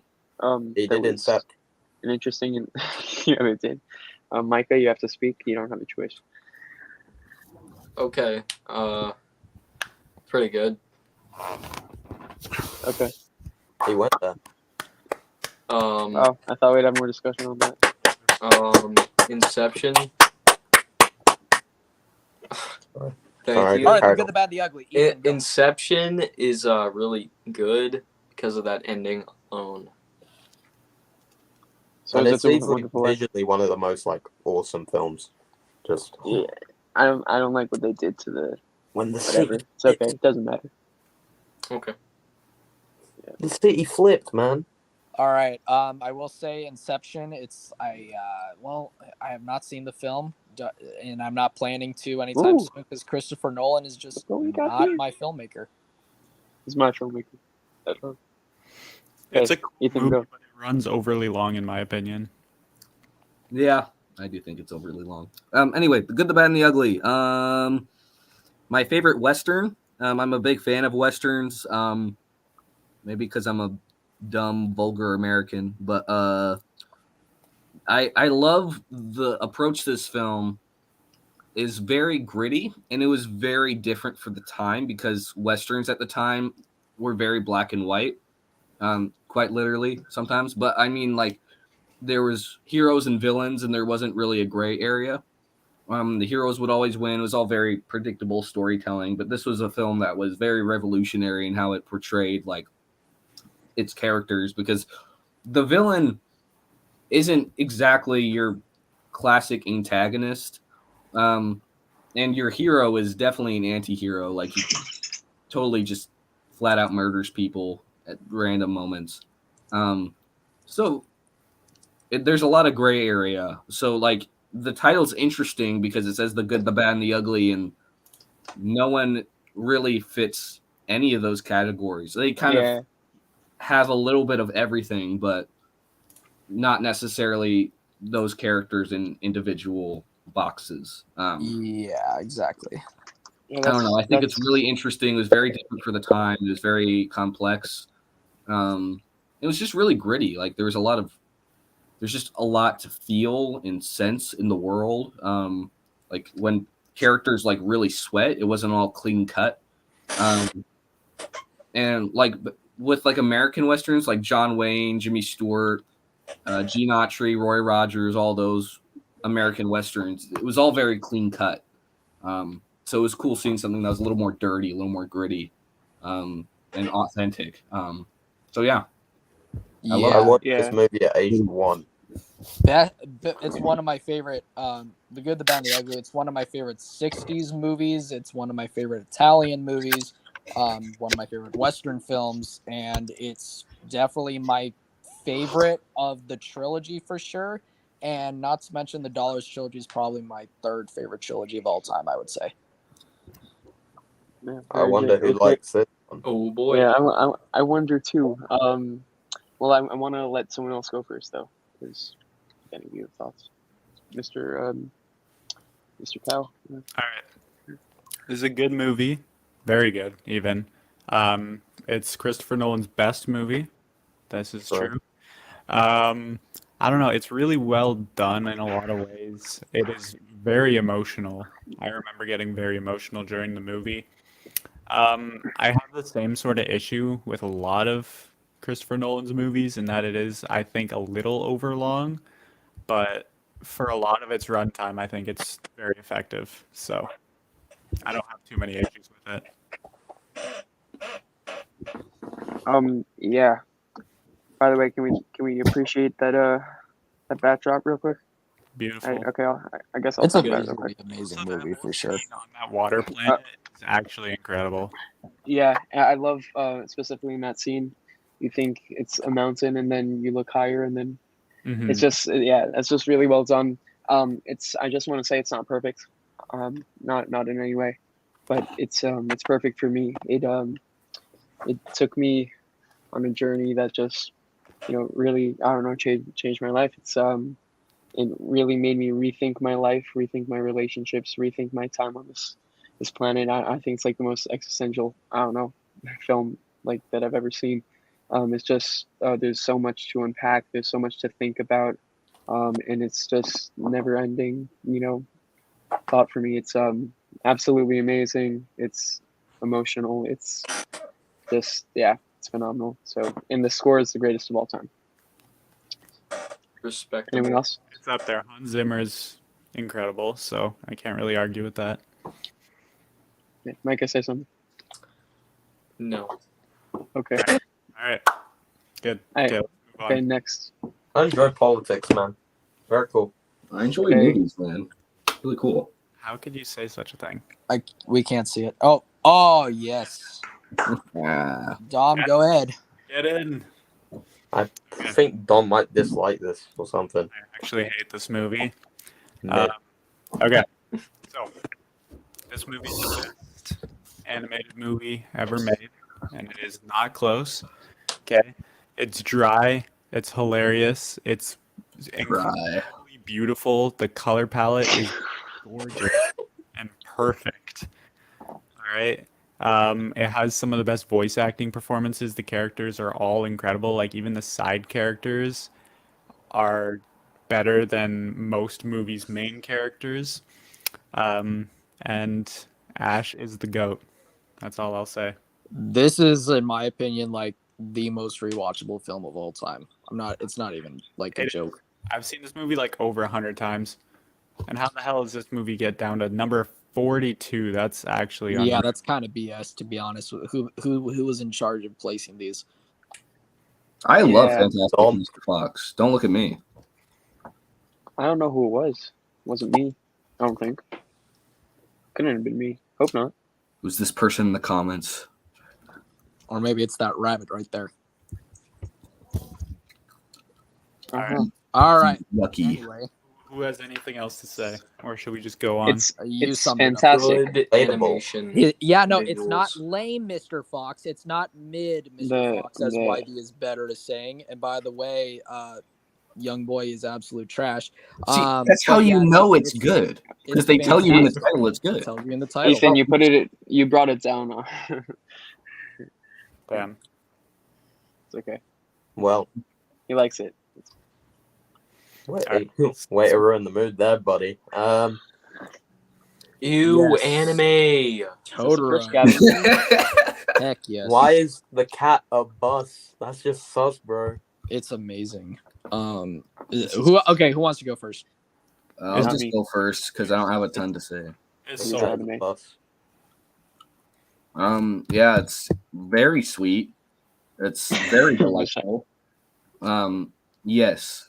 We're talking about the It's Shining. one for the whole family. Wait, hold on. Go back to Totoro, bro. Shining is very fun for the whole family.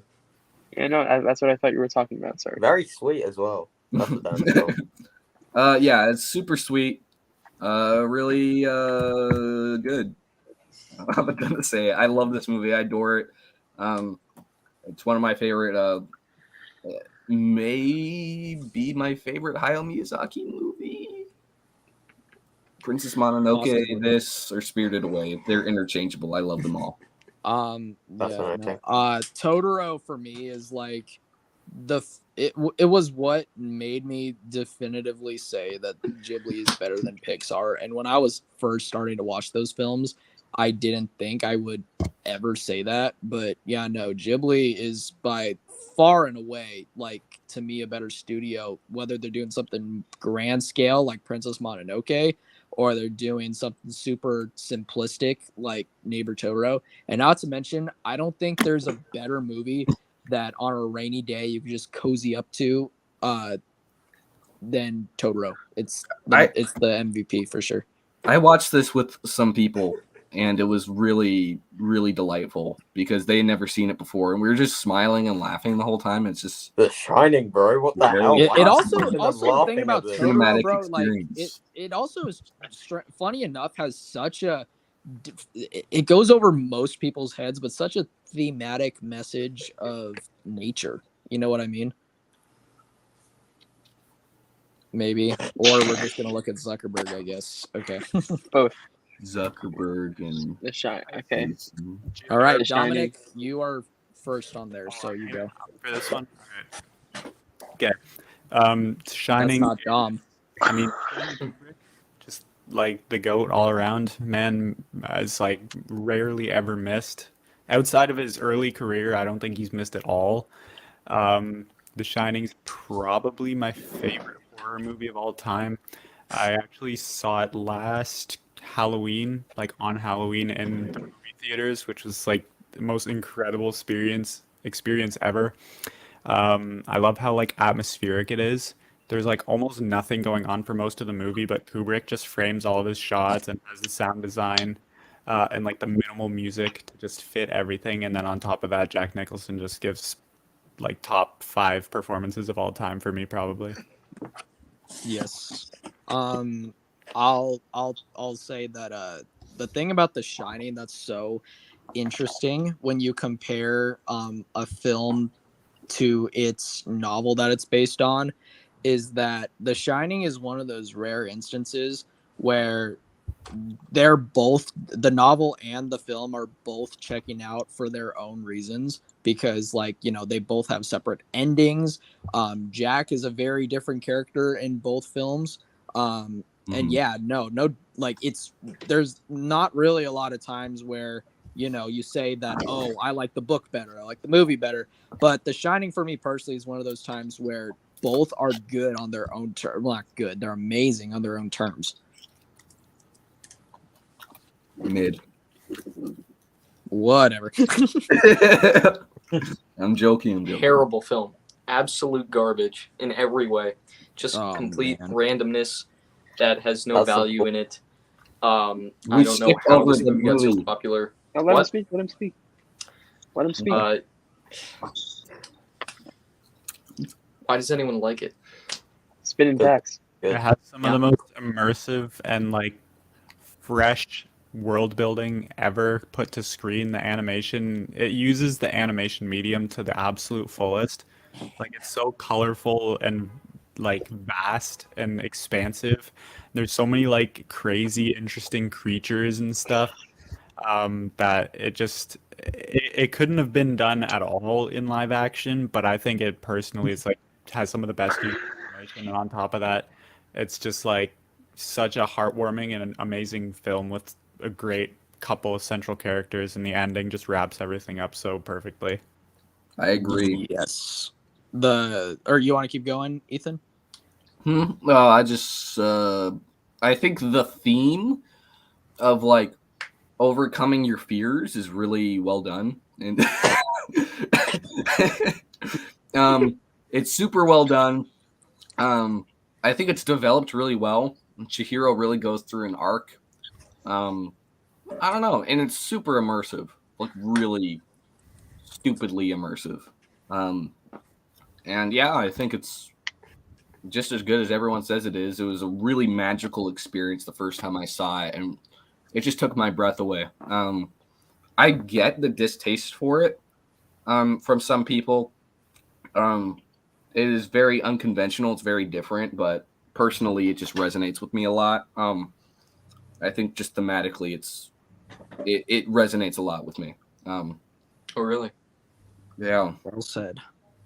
I will say that going off of what Dom said, like this film just could never be done. Like the story and the creatures and the characters and the visuals in this film just would never have been able to be done before or after in a live action representation. And yeah, no doubt it has some of the best hand drawn animation ever. It would be my pick for the best hand drawn animation ever, and it's not even a comparison. Miyazaki, in my opinion, is the best animation director of all time. And yeah, no, it's just a visually stunning film. You pause it at any moment, and it could be that still image could be framed, and it has some of hands down the best still images of any film ever made for sure. I love Spirited Away. Okay. The only Indiana Jones movie on here, and it's my favorite. I'm so glad it made the list. Last Crusade is the best of what the whole franchise has to offer. Um, it is it's just pure adventure movie all around. It's funny. It's smart. It's action packed. It's just so clever, and I think this is like one of Spielberg's best. It's absolutely amazing.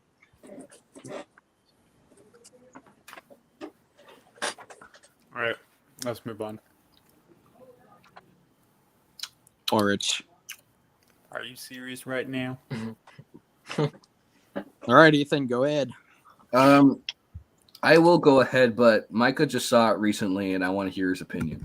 No, I saw it recently. Yeah. Oh, okay, not me. Okay, Yeah. never mind. So I saw it last week Yesterday. or something. I saw it And 14 hours ago. oh, really? Orich, we'll get to you next. It's really interesting. I'm going blank, but like it's a kind of makes you think about stuff. So yeah. Dang. I got nothing to say. All right. It's it's very good. I really felt what it was going for. I feel like it's a lot to take in on first watch with the various scenes and how it's spliced together. But I think it's quite the movie.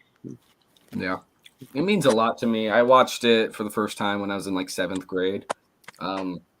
It was like the first time I'd seen a movie that was that artsy, I guess, at the time. I don't know. It was like my first introduction to Charlie Kaufman's work. And to this day, it's still my favorite of his films that he's written. I don't know. I just think it's really brilliant. The way it touches on romance and, the kind of cycles that people go through and how it's constantly going up and down. Like that's just kind of how life works and operates. And I don't know. I think it's a really interesting way to get across an entire relationship, but they can jump around all they want because they have that freedom. When you're in a dream sequence, you have the freedom to just kind of jump around wherever you want and to show the pieces you want to show without it feeling like a rushed montage or something. And I think by doing that, you're able to get more invested in this relationship because it's allowed to pick the pieces that it wants to explore through a really visually creative lens. And I don't know, I think it's really creative, really unique. I've honestly never seen anything like this before. So yeah, Great movie, absolutely amazing. top 5 of all time. Adore it. Okay, I'm gonna speak real quick about this one because it's one of the greatest animated movies of all time, greatest movies of all time. In my opinion. It's just like such a spectacle. It's so powerful. The songs are some of the best I've ever heard. The animation is some of the best I've ever seen. And I think it's really powerful. It's just so well crafted from beginning to end, and yeah, I really love it. Ethan, want to I say need to something? rewatch it. Ethan, want to say something? I don't know. Yeah, Every time I Chris, see real it, I quick. feel like the way the visuals are able to tell the story is really cool. And very profound for a DreamWorks movie, and they've never really topped this since. It's really just turned into a meme company to make films that are successful but are ultimately jokes. But this is a very mature and well orchestrated film. Absolutely adore it. Absolutely amazing. Okay. Based. Based. Based. Easily the worst of the trilogy, but still pretty good. Easily the best. What do you mean, bro? I think the stakes in this one are a lot bigger than the first. Definitely not the Return of the King, obviously. I think it has the best scene by far with Helm's Deep. You connect with the characters a lot more. Obviously, the world building is great in the first one, but I think the world building here is just as good. Not better, but you know. Plus, I just find it the most entertaining. It's the most captivating as well. I don't know. I just love it a lot. I rewatched this film yesterday, and yeah, no. Well, no, I wouldn't be I wouldn't be opposed to someone saying though that the world building is better than Fellowship though, because the thing is, Fellowship is just your first like when your eyes are like open, whereas literally the whole point of this movie is like a big step forward in the journey. So I mean, it like goes even more in depth into it, and yeah. So I don't know. I wouldn't be afraid to say that. I would say But I'm not afraid to say this movie sucks and is overrated as Two Towers. Old Boy, not Okay. Lord of the Rings. Old Boy. Mm-hmm. Old Boy. You're freaking wrong. sucks. Your opinion is false. I'm better than everyone. Wait, what? That's all right. I don't know. This one is just so awesome. So awesome. It's very cool. I like cool movies. I like cool movies, bro. Yeah, the twist is probably one of the best in cinema history. I'm not going to spoil it, obviously, because I'm not that much of a nerd. It's just so original. I don't even know Yeah, how it's you very begin unique, to very write unique. something like this. It's just such a weird concept, but it's so creative and it's really well put together. Um, Park Chan Wook is a brilliant filmmaker. If you ever, I don't think anyone here's seen it, but The Handmaiden. Dom has That seen The Handmaiden, I think. No? Uh, this is the only one that I've seen from him, except for like his newest short film or something. But mm, I don't know. This it's really, I think it's well done. I just didn't completely vibe with it when I first watched it, to be honest, but that's fine. I don't know. To me, this film is just completely nauseating, and it's not like I don't know. It's just a sickening film, and not in a good way. I don't even mean by how gross the twist is. I just mean like even the way this film looks, and I know that's the intent is to make you feel like icky while you're watching it. But I prefer like when it comes to that type of visual aesthetic. I think Seven did that kind of I don't know look better. So I don't know. But and it's also I think it's also overly long for its own good too. It for sure overstays its welcome. I was by all means intrigued when it started, but I don't know. It just took way too long for it to make me care, I guess. yeah, I think the first act it kind of struggles a little bit to really get you invested, but there was a point in the film where I was just it clicked and I just connected with it. So throughout the second act and definitely the third act, which is amazing, kind of made me rethink the beginning. So I'll need to rewatch it to see if the first act, if I still feel the same way about the first act. But I don't know. It was weird how I got to the end and it kind of reshaped my opinion on the first act and part of the second act too. Um, I don't know. I think it's really well put together, but All right. my Anybody opinion. else have anything to say?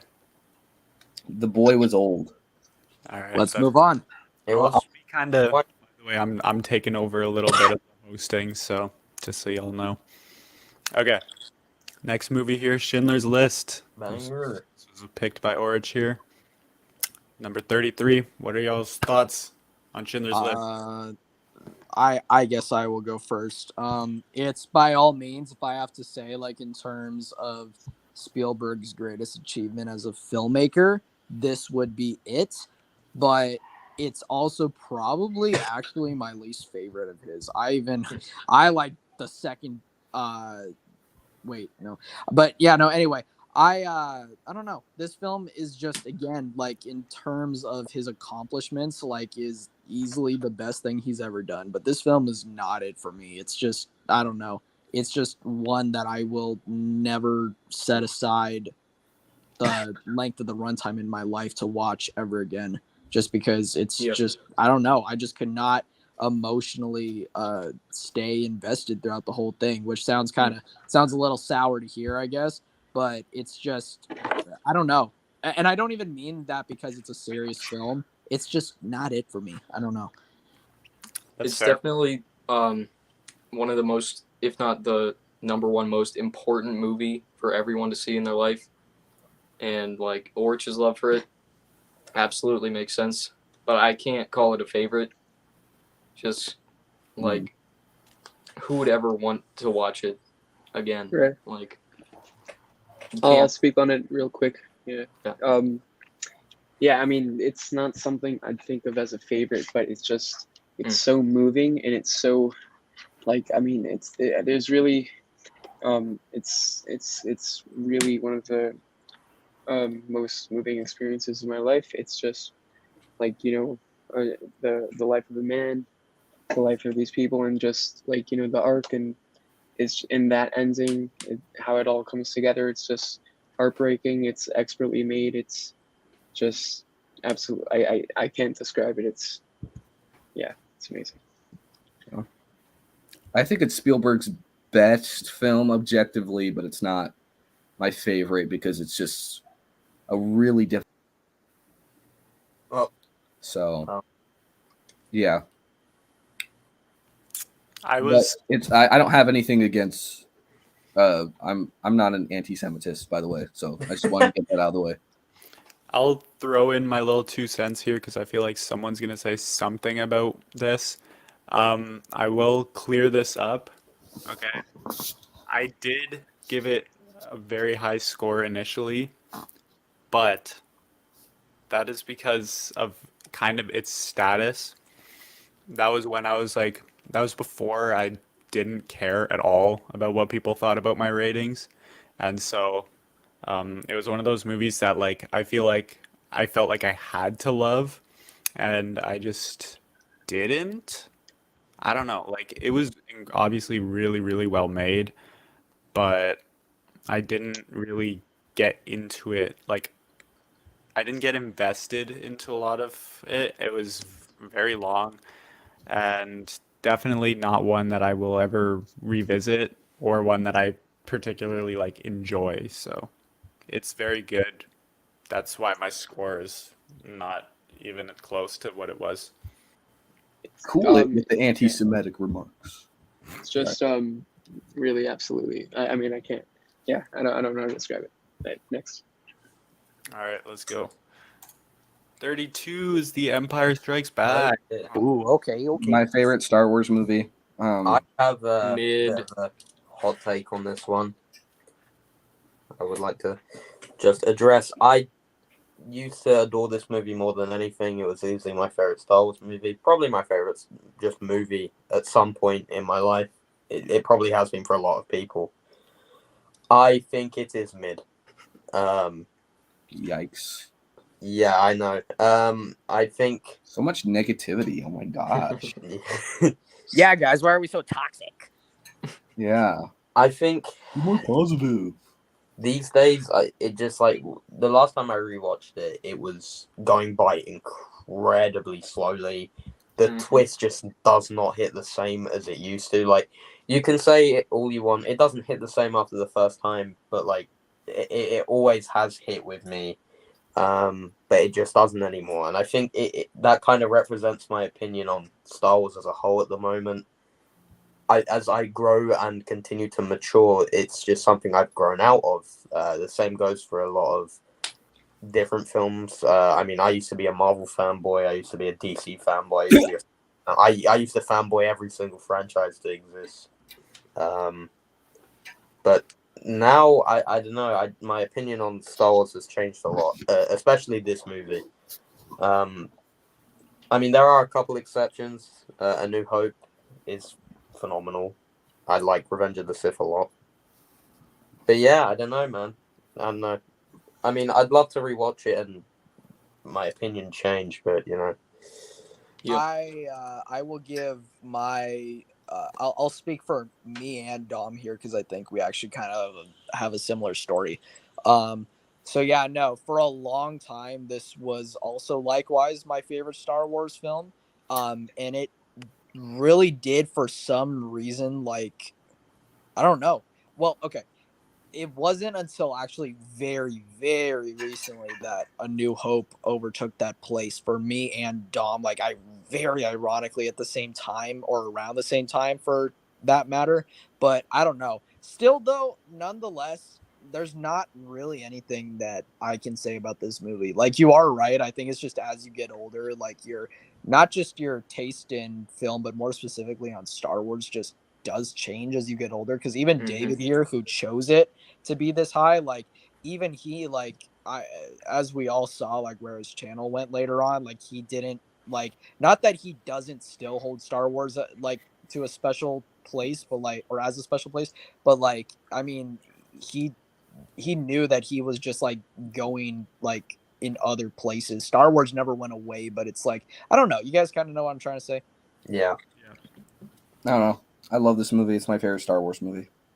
I still very Next. much enjoy this, but it's not my favorite anymore. But I do not think it's mid, just for the record. Me neither. Okay, Silence is number 31, chosen by Ooh. Micah. So, Micah, do you Yeah. want to start off? Go ahead, Micah. It's the most thought-provoking movie ever made for me, and it kind of could be my favorite Scorsese. I don't know if that's like super unpopular, but I don't think Definitely. it is now. it connected with me a lot. And yeah, Similar with Schindler's List, this is kind of like, true. I think it's I think this is Scorsese's best film that I've seen from him. But I don't know if it's quite my favorite because it was just Yeah. similar to Schindler's List. It was a very like nauseating experience. It really upsetted me. Yeah. Which is fine. I don't mind that. It's just like I don't know, just like the way it made me feel. I just felt like really dizzy and sick afterwards. It was just I almost had like a physical reaction to this film. It was just what I was did being too. portrayed. It wasn't even that graphic. I don't remember it being like that violent. It was just like There's some pretty awful stuff in there that I remember. yeah. I just mean like the torture wasn't like bloody and gory. It was more just like mentally straining to watch. It's sickening to watch, just the Yeah. atmosphere and everything about it. But I Yeah. love the way it portrays faith. Yep. How that one scene I thought was so powerful was I don't want to spoil. I'm going to keep it pretty vague. But when a certain character towards the end of the film is forced to make a really big decision, there's like this narration that comes in to his head, and they basically tell him that it's okay to do what you're about to do. If for those that have seen it, you probably know what I'm talking about. But they basically say it's okay. I don't know. It was a very powerful scene, and Andrew Garfield's acting sold all of it. He's come such a long way, and this is a good staple of that. Yeah, incredible film. I should like mention that it is. So yeah, the second time I saw it, when I rewatched it, it was kind of exactly like Schindler's List, where I couldn't really call it a favorite, but I knew that it was one of the most important movies for me to have seen. Yeah. But like when I thought about it more, I just can't leave it off my favorites list because it connects with me that much. So Well, and that's Yeah, that's the thing that's the too. Like even same if way. it's a movie you're even if it's a film that you're not gonna like be watching like super like often or whatever, there's just some movies that just do not leave your list, and like you would feel bad to move them any up or down, Yeah. or move them any down, I should say. Really. All right, Mhm. next. What's the next film? We'll never know. Dom? All right. Cowman. Okay, we can't see the screen. That's whatever. All right. Okay, here we go. And Nope. 30. No, we can't see it. Back to the Future. All right, this one was chosen by Nolan. Yeah. So, I mean, he's not Surprise- here. So I guess I can start the thoughts. I don't have that much to say about the movie because it's been many years since I've seen this. But I remember it being like pretty fun, but like I don't remember loving it, to be honest. So Dude, it was in your top 20 of all time. I know it was, but that's when I saw like when I've seen like 25 movies total. So Yeah. That Yeah. was It's good. also I haven't seen it starting in like out. 7 years, but it's a Yeah. classic for a reason. I think It's everyone definitely kind of likes it. It's No, worthy I of that adore it. classic. This is up there as one of my like top 20 favorite films of all time. It's hard to dislike it though. That's the issue. Yeah. I get if you don't like adore it or something, but I don't know. I adore it because I just think it tackles everything it wants to perfectly. It's not necessarily deep or doesn't tackle anything existential. It's just like I don't know. It's just a fun film, and I think the way the script weaves together and how every plot point is introduced and how it all comes back in the end. Like I think it's all really well done and super clever for a movie that's really just fun. Like these days, when a movie's just fun, it's just Ryan Reynolds and Dwayne Johnson sitting in front of a camera and is about it. Yeah. But like they actually put work into the script, and you really feel that it's super creative. And to this day, it still keeps me on the edge of my seat. yeah, that's true. Yeah. Anybody else? I think we're good. All right, next. Number 29. Perks of Being a Wallflower. This one was chosen by our main man, Gavin, over here, as you can see. Gavin reviewer. The man himself. Not quite. I don't know. I guess I can start off here. I would say this is definitely a great movie. It's not one that I would consider a favorite, at least on first watch, but it actually tackles a lot of pretty touchy subjects with nice, like with delicacy, and it feels like in good taste, like it was done with care. All the characters felt at least fairly relatable to me. They're all like high schoolers. When I watched this, I was still a high schooler. And I don't know, it hits in all the right places. I don't think it's really exceptional in any way, but it's a really great movie all around, I would say. I think it's yeah, it's excellent. very good. I think the way it portrays mental illness is really, really well done. It's not like the best portrayal of it I've ever seen or anything, but I don't know. The fact that the guy that directed Dear Evan Hansen also directed this movie shows that he can make maybe one of the best films touching on teen mental health and one of the worst films I've ever seen about teen mental health is Dear Evan Hansen. That movie's hot garbage. That character development. Yeah, but anyway, I don't know. I just think it's impressive that the same guy made this movie. But yeah, I think it's very well done. It resonates a lot with me. Next movie. Oh yes, great movie. Micah, do you want to say something? Yeah, Micah, you can go first. Yeah, Micah, go first. Ana de Armas. They're begging you, bro. Please. Unmute your mic. As well. Come on.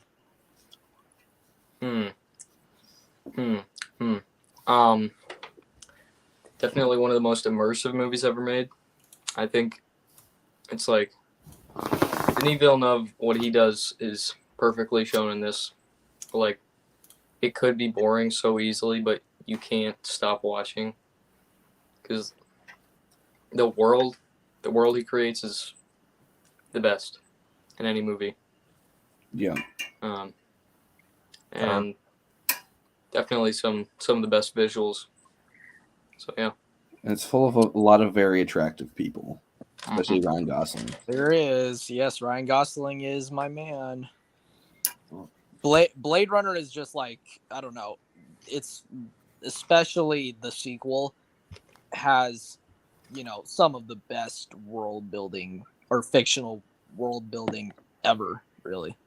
And it's also one of the most colorful and beautifully done films in terms of visuals and graphics as well, too. Yeah, I think it's like definitely like top 5 best looking films I've ever seen. Yeah, no doubt. Visually, the production design, the lighting, just the colors. It's just very vibrant and it really catches your eye.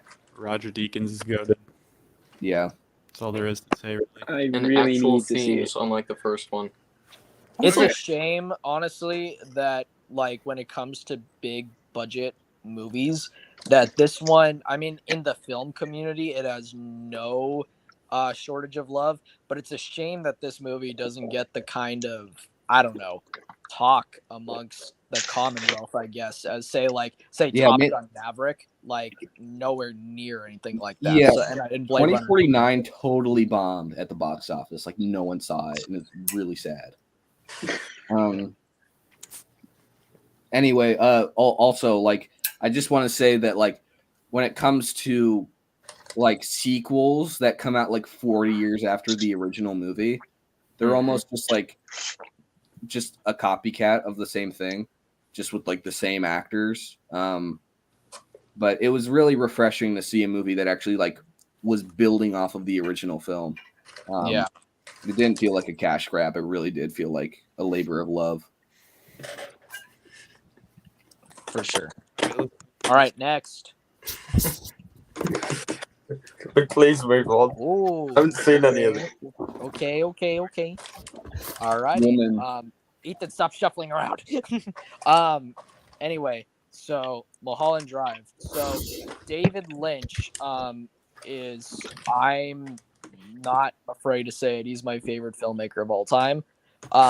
And right now it's a really, really hard tug in my heart, a 3-way split between this, Eraserhead, and Lost Highway. All three are, to me, equally amazing, and it's not very often that I slightly like something the more than it's not very often that I don't like secretly prefer like something, but I don't know. Mulholland Drive to me is the one I decided to go with, I suppose, just because I don't know. This is just gonna sound so demented to say, but it's just so, I don't know why. This movie is just, for some reason, seeing our lead, who is at the beginning such a bubbly and bouncy, full of life character. Yeah. And then without really giving away any story, seeing when she really discovers what the meaning of life is and what it means to live life, really.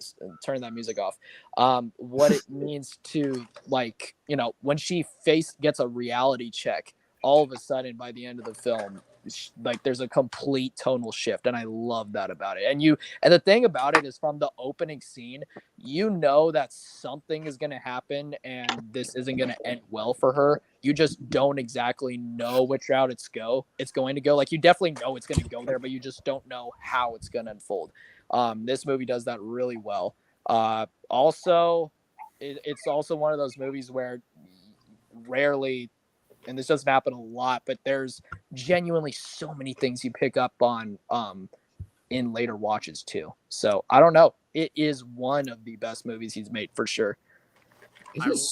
I will add on to that by saying, so I watched this at a kind of a weird time. My relationship with David Lynch hadn't fully formed at this point. I think it might have been my second movie that I saw from him, and I don't think I was ready for it yet, to be honest. I have since seen a lot more of his, most notably like the entire Twin Peaks universe, which is some of my favorite media ever all around. And I've grown to love his style and kind of his aura as a filmmaker. And so I've been really meaning to get back to Mulholland Drive because it's, I think, generally seen as probably his best movie by a lot of people. And I didn't fully appreciate it first time around, but now that I've kind of got accustomed to his style, I think I would enjoy it a lot more rewatching. So I'm looking to I'm gonna have to probably. agree with you there. Ethan, you have to stop shuffling around your mic. You're overriding everybody's audio. Oh, sorry. You're good. Yeah, no, anyway, so I'm gonna have to agree with you there because at the time of when I was first getting into David Lynch, or really figuring out who he was, I suppose. I don't know. I just wasn't quite. I had never seen the type of storytelling that he does, where there is a very prevalent theme in the film, but it's just never outright shown to you, or told to you, should I say. But he uses his characters and the scenarios that are put in to convey the message rather than just be like, oh, well, blatantly obvious it's about this, right? His films just don't do that. Yet they're some of the deepest films ever made. And I just wasn't used to that type of narrative before. So I wasn't all for the film in the beginning like I was for American Psycho, but over time, it's grown on me so much. So, all right. Lord of the Rings. I've seen this one. Oh, really? Talk about it then. It's a really good finale. There's not much else that can be said that hasn't been said before. It's a brilliant way to conclude such a sophisticated yet fun, entertaining, thrilling franchise. Look at that alliteration, Jesus. All the characters, they feel like they've gone through their arcs in a very good way. Every single story that has been, developed throughout the franchise was concluded in a satisfactory way. Mm-hmm. The final battle is awesome. The final sacrifices and stuff, and all these emotions that you're going through, they all feel real. And the ending, brilliant. I mean, just brilliant. I mean, it's Which one? probably arguably the best fantasy film ever made from what I've seen.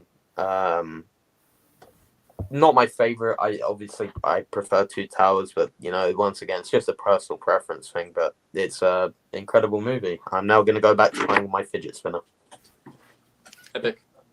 I basically agree with everything you said. It's just like it ties up every kind of loose end from the other movies and just concludes everything in a really amazing way. And I'd say, probably most epic and grand of the whole trilogy. So I think that's why a lot of people like it the most because it's very action packed.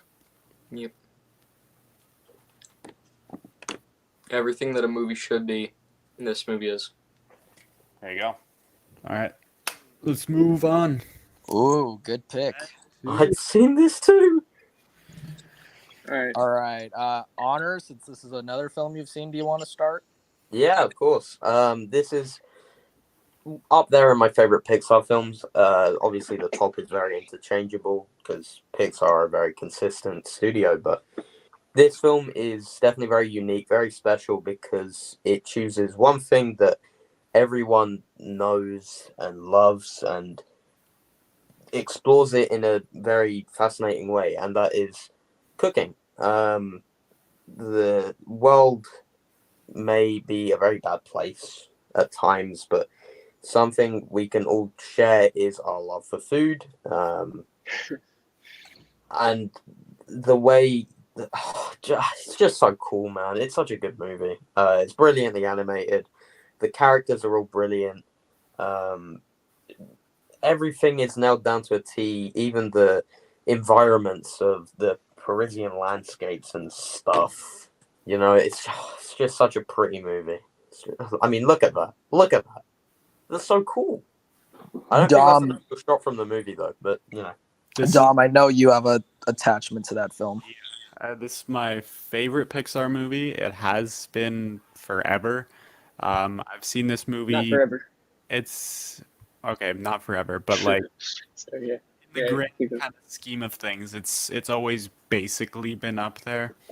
I've loved this movie ever since it came out. I watched this many times. Like this is probably top five most rewatched movies ever for me.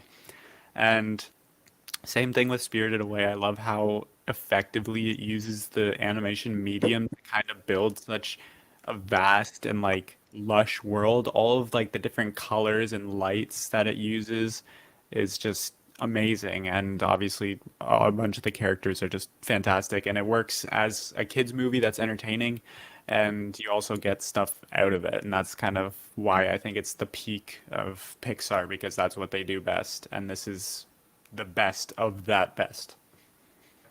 Yeah. Yummy. I'll speak on it real quick. I grew up on a lot of movies, but on a select few. Ratatouille, The Robinsons, The Incredibles, Wall-E. Ratatouille was one of them. I always really liked it. I just thought I made me love food. There was a time where I used to watch it every time when eating lunch. It's just it's such a great story of the underdog and criticism. It's Brad Bird and like yeah, I don't know. And I forgot how to underrated. describe the story. Alex, you go. On Ratatouille. Yeah. So personally, my favorite Pixar film, just because I think it's the one that spoke to me the dearest, is or nearest to dearest, would be Finding Nemo. But Ratatouille is just like, oh my god, it's freaking amazing. Ratatouille, man. Like it is okay. Like here's the thing. Like my best friend, his family owns a Mexican fast food or not fast food, a Mexican food chain.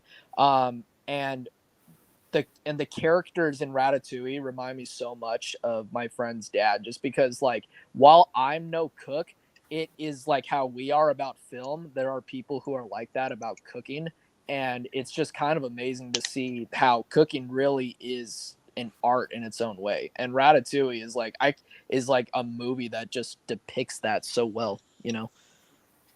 Also, Micah's we the have odd to one out here. So say your thoughts, Micah. and display Yeah. the MVP Goose who just entered the building. Good Well, movie. All right.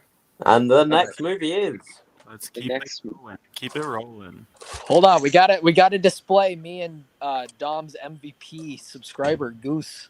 Display the comments. What was that? Before Sunset. Let's Oh, no, go. it didn't. my ears will never be the same again. All right. Before Sunset, insane movie. It's literally flawless front to back. There is no issues. It is a perfect movie. I will say it. I don't care. It improves upon Before Sunrise in many ways, in my opinion. I think it is generally shot better. I think the dialogue is better. It is more, it's deeper.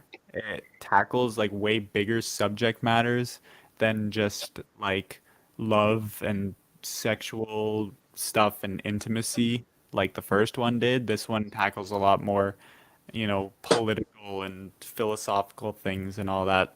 More adult. And you can just tell that both of these actors have like grown up over the time, and it's far more mature, I think, which I personally don't like as much in terms of how it resonates with me emotionally because I am young, but I can only see this one rising in my favorites list as I get older and get more into a position of life closer to how they are in this film. The Before trilogy also, well, I might also throw in there. That is also that was one of the very first Criterions I got too. So heck yeah. Yeah. Yes. This is my favorite film of all time. I adore everything about it. I think it is literally perfect. It's a film that every time I see it, I get something new out of it. Not because of like plot details. It's just like things they say that really stick out to me each time I see it. And there are lines that maybe I don't remember hearing, or philosophies they introduce, and that like really, really touches me. And it's weird that I started loving this film. The first time I saw it, I was 15. I'm 18 now. And throughout the past like 3 years of watching and rewatching this film, I just feel like I gain new meaning from it. It's very strange since the movie's more targeted towards 30-year-olds. Since the characters in the film are 30 years old and they kind of mature. So I feel like a lot of the topics they talk about shouldn't resonate with me to the level that they do, because these are characters that could not be more different from me. Their lifestyles are very different from me. But I think it's more just like being a fly on the wall and just being able to witness that conversation is just fascinating. But the stuff that does resonate with me is the emotional stuff, the deep down stuff that doesn't really belong to a certain age. It's just part of us. And I think it's beautifully profound. And yeah, it's my favorite film ever. I will never stop loving it. Best ending of all time as well. It does have the best. It has the best ending punchline of any film ever, for sure. No, and all three of them have the best rated dialogue of all time. It's not even a competition. Yes. Yep. By far. All right, let's go. Let's keep it moving. The Fellowship. All three films Yummy. got on this list. How is this higher than Return of the King, though? I You mean, wouldn't think, huh? This is I don't my know. favorite Lord of the Rings movie. I really don't have much to add because it's like so much of the stuff that I love about all of the Lord of the Rings movies are kind of the same. The only difference with this one is just the world building is just so expansive and shot all in a way that is just it's incredible, to be honest, and it introduces everything flawlessly. I personally, this is my favorite because I think out of all three, it's the most simple, since like this is the starting off point. So like the characters, you're first getting introduced to them. It really eases into the world building, and I don't know. I think like narratively, like what's going on is more simple because the characters are all kind of in one place. So just my brain, it's like tracks what's going on a lot easier. Whereas with the Two Towers and Return of the King, like a lot of characters are in a lot of different places. There's a lot of different battles happening at the same time. It's a lot happening. And I think it's really well executed in those films. But this is the one that I think feels the most focused out of the three. And that's why I like it the most. It's just the one I can follow the best and empathize with the most. So, yeah. Real quick, I'll say something because I know that Honor has seen the film, so I'll let him speak real quick. As far as Fellowship goes, one thing that I think we need to remember is that this was a lot of people's first exposure to Middle Earth, because there were, of course, tons of people who have seen the film when it came out and never read the books, and that still holds true to this day, I suppose. But I think the film, like, for some reason, like, while there's no better representation of the books put to screen like Lord of the Rings, like, it knows that this is a lot of people's first exposure to a world with such different physics and history and lore and whatever, and there's just so much to unfold as the journey continues. So Fellowship is just, it knows that there's going to be a lot of newcomers in there, and it's a really good way to start, like, I don't know, opening the door into it, I guess. Yeah, I agree. Okay. Next. Sort of Before do this we pretty move on, fast. I would just like to say Oh. I must now exit. Just like I left, No, just like I Oh entered. man, good to have Tired you. as hell. I'm back if you can. Like my dad. Sorry. Anyway. Anyway, I need to go and drop a fat dump, so I'll see you What? later. Okay. Bye. Anyway, hi Micah. Anyway, it's such a beautiful day, yo. Next. Oh man, I Don would Hertzfeldt's film.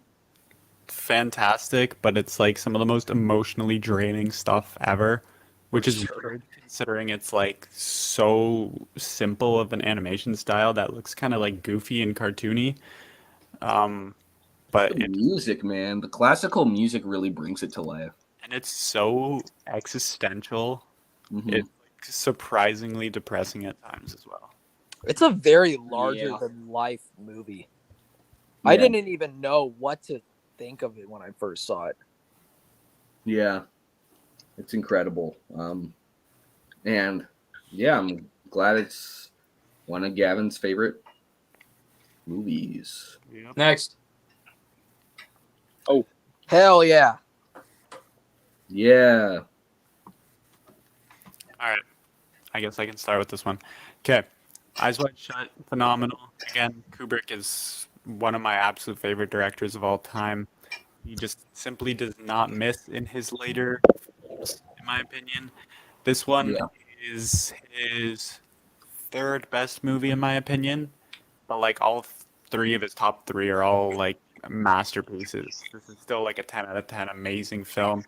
Um, it's just the dreamlike quality and the way a lot of the shots are lit is so it's incredible. And I love when if you've seen the movie, you know, like a lot of the times if you're looking like you see through a window, you don't see anything outside. All you see is like some harsh like blue light, which Yeah. gives it a really like surreal feeling. Yeah. A lot of it just feels like there's no way this would happen in real life, which also adds to that. And then all the performances are just incredible. And obviously, technically, it's fantastic because it's directed by Stanley Kubrick. Yeah. For Yeah. show. Yeah, so Eyes Wide Shut for me. Before this, I can't think of a film that didn't shoot into my top 10 as quick as Eyes Wide Shut did, at least as of recent times. Like I know it's happened, but like for example, say Fallen Angels, that is in my top 10 now, but it took some time for it to get there. Stop spoiling. So Eyes Wide Shut, though, the second the film ended, I knew that was a 10 out of 10. I knew that was in my top 10 films. And also, while I don't think it's Tom Cruise's best performance, I think that's Magnolia. It's his best movie that he's in, which there is a difference. So I would say that too, because everyone, when you think of Tom Cruise, no one freaking thinks of Magnolia or Eyes Wide Shut or Vanilla Sky or any of the big, like, honestly, things that have really brought him out as an actor in terms of like his emotion. Everyone just thinks of his like physical stunts, like say Mission Impossible or Jack Reacher, or like things like that. You know what I mean? But Tom Cruise can bring out such emotional performances when he wants to, though. That's the thing. Yeah. It's a very surreal film, for sure. Next. Speaking of surreal, Yes, go. Okay. So, Fallen Angels is, well, I don't know. Okay, so Fallen Angels and Chunky Express, I enjoy basically on the same kind of level. So, I guess I can say it's my favorite Wong Kar-wai movie, and it wouldn't technically be wrong. I absolutely love his partnership with Christopher Doyle, who's the cinematographer of this movie. I love how dynamic everything is. The movie's always moving. You got like super wide angle lenses, there's like weird angles, and it's just absolutely beautiful. And on top of that, the characters and the story it tells with those visuals is beyond belief. Like I didn't even know that something like that was possible until I watched this movie. heck yeah. So Fallen Angels for me. think it was me, Dom, and Honor who did it as a film night one time. Yeah, no. Also, what? Okay, then. Well, yeah, no. This was right up there with well, as far as first time watches go, this was the best one that I've seen with this group. In terms of first time watches. Fallen Angels is just. We were talking about how David Lynch is dreamy, how Eyes Wide Shut was dreamy. Oh my gosh. There is no one who can do dreamy to the likes of Wong Kar-wai.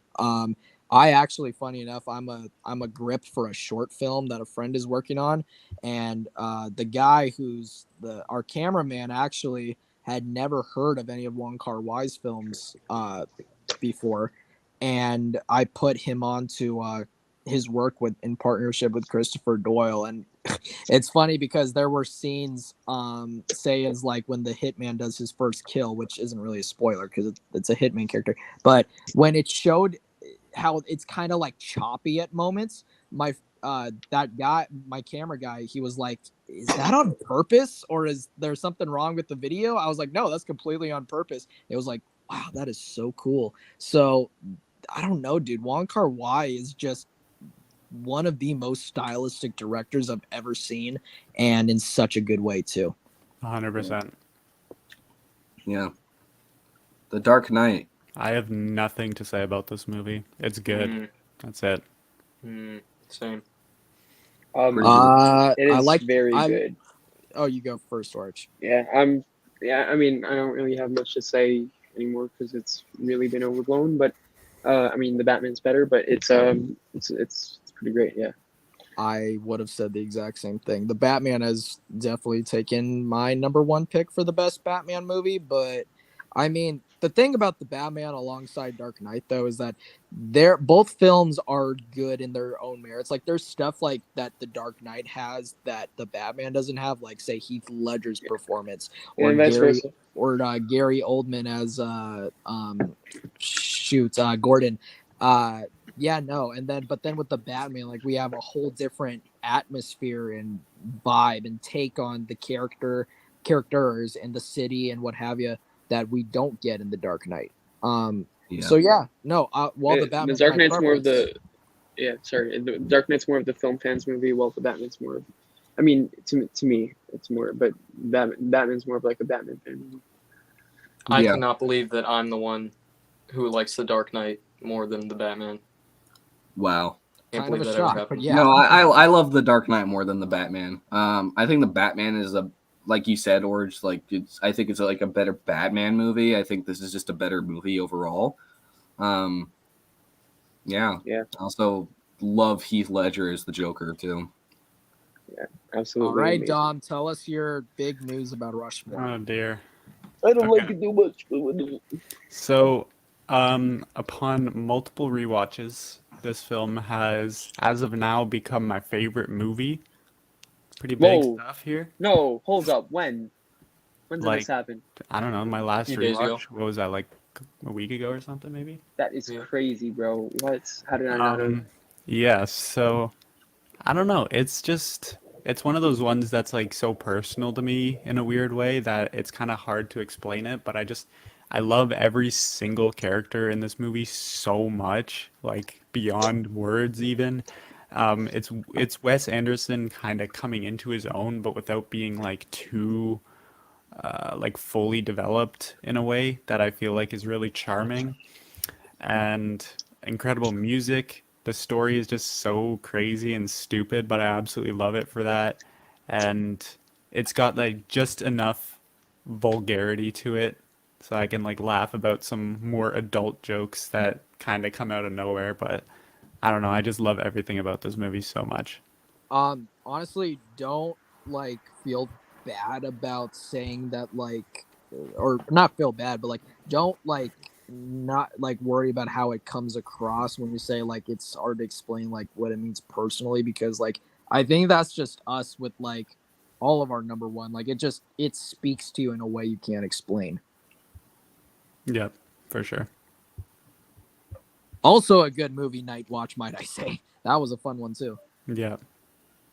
Do the right thing. Oh yes. Okay, Micah, you can go first. All right. Um, um, um, um, hold on. I'm just horrible at talking about movies on the spot, but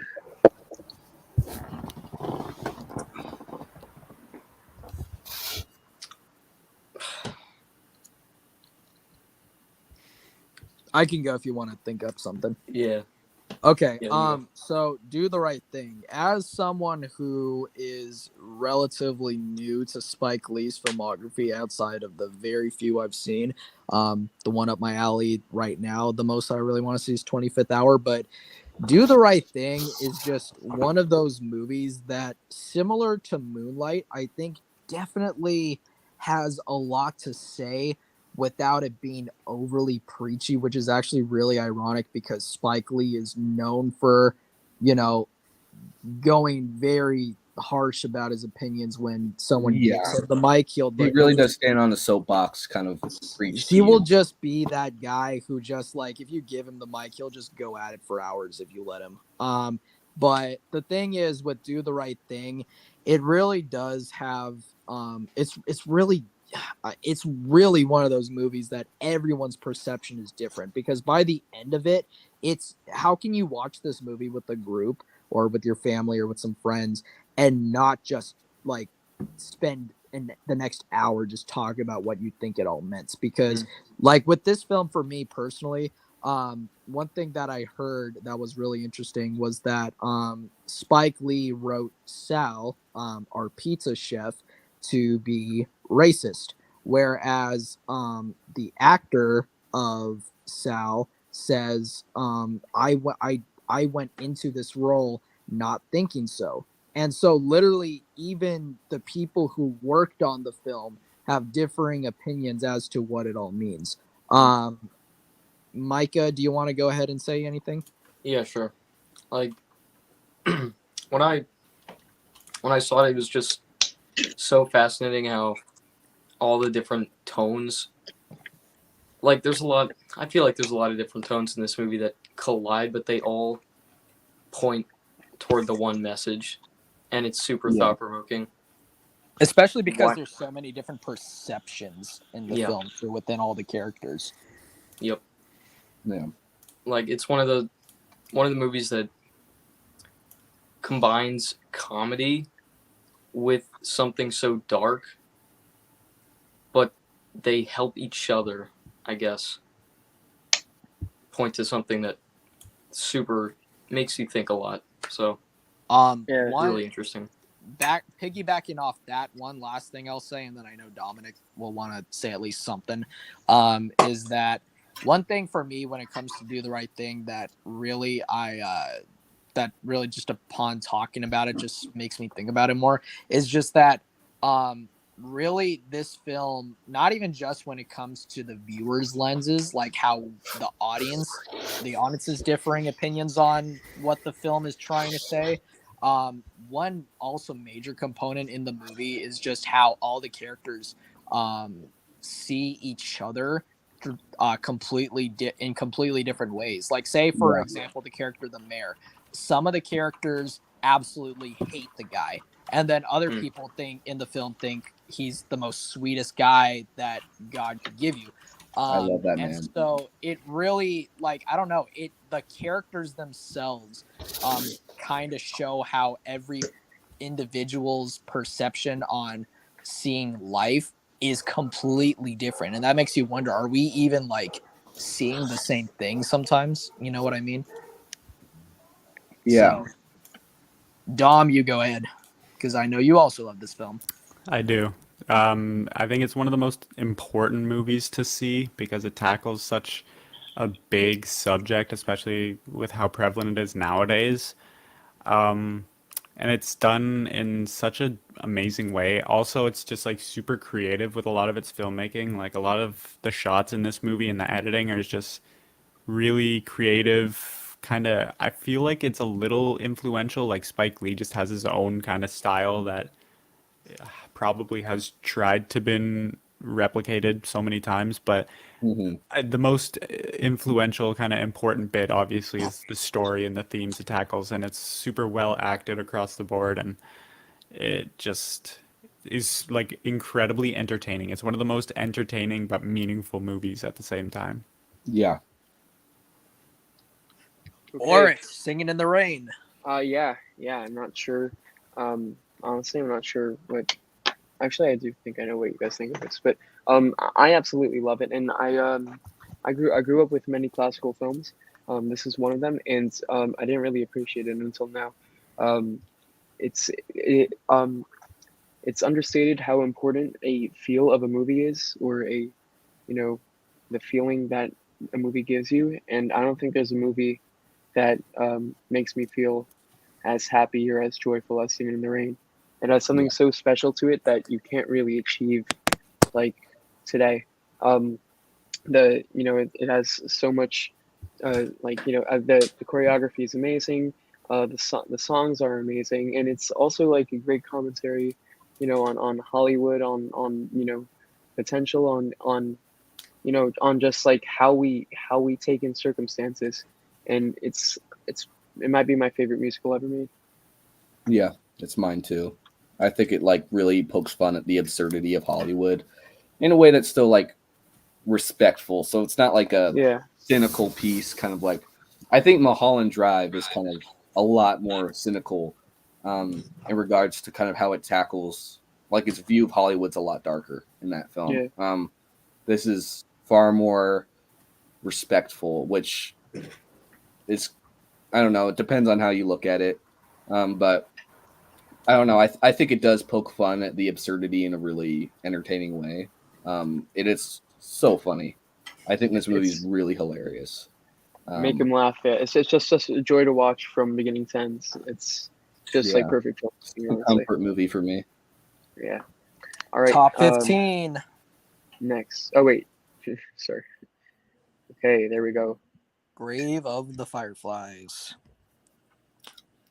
Who's Who's going? I'll go.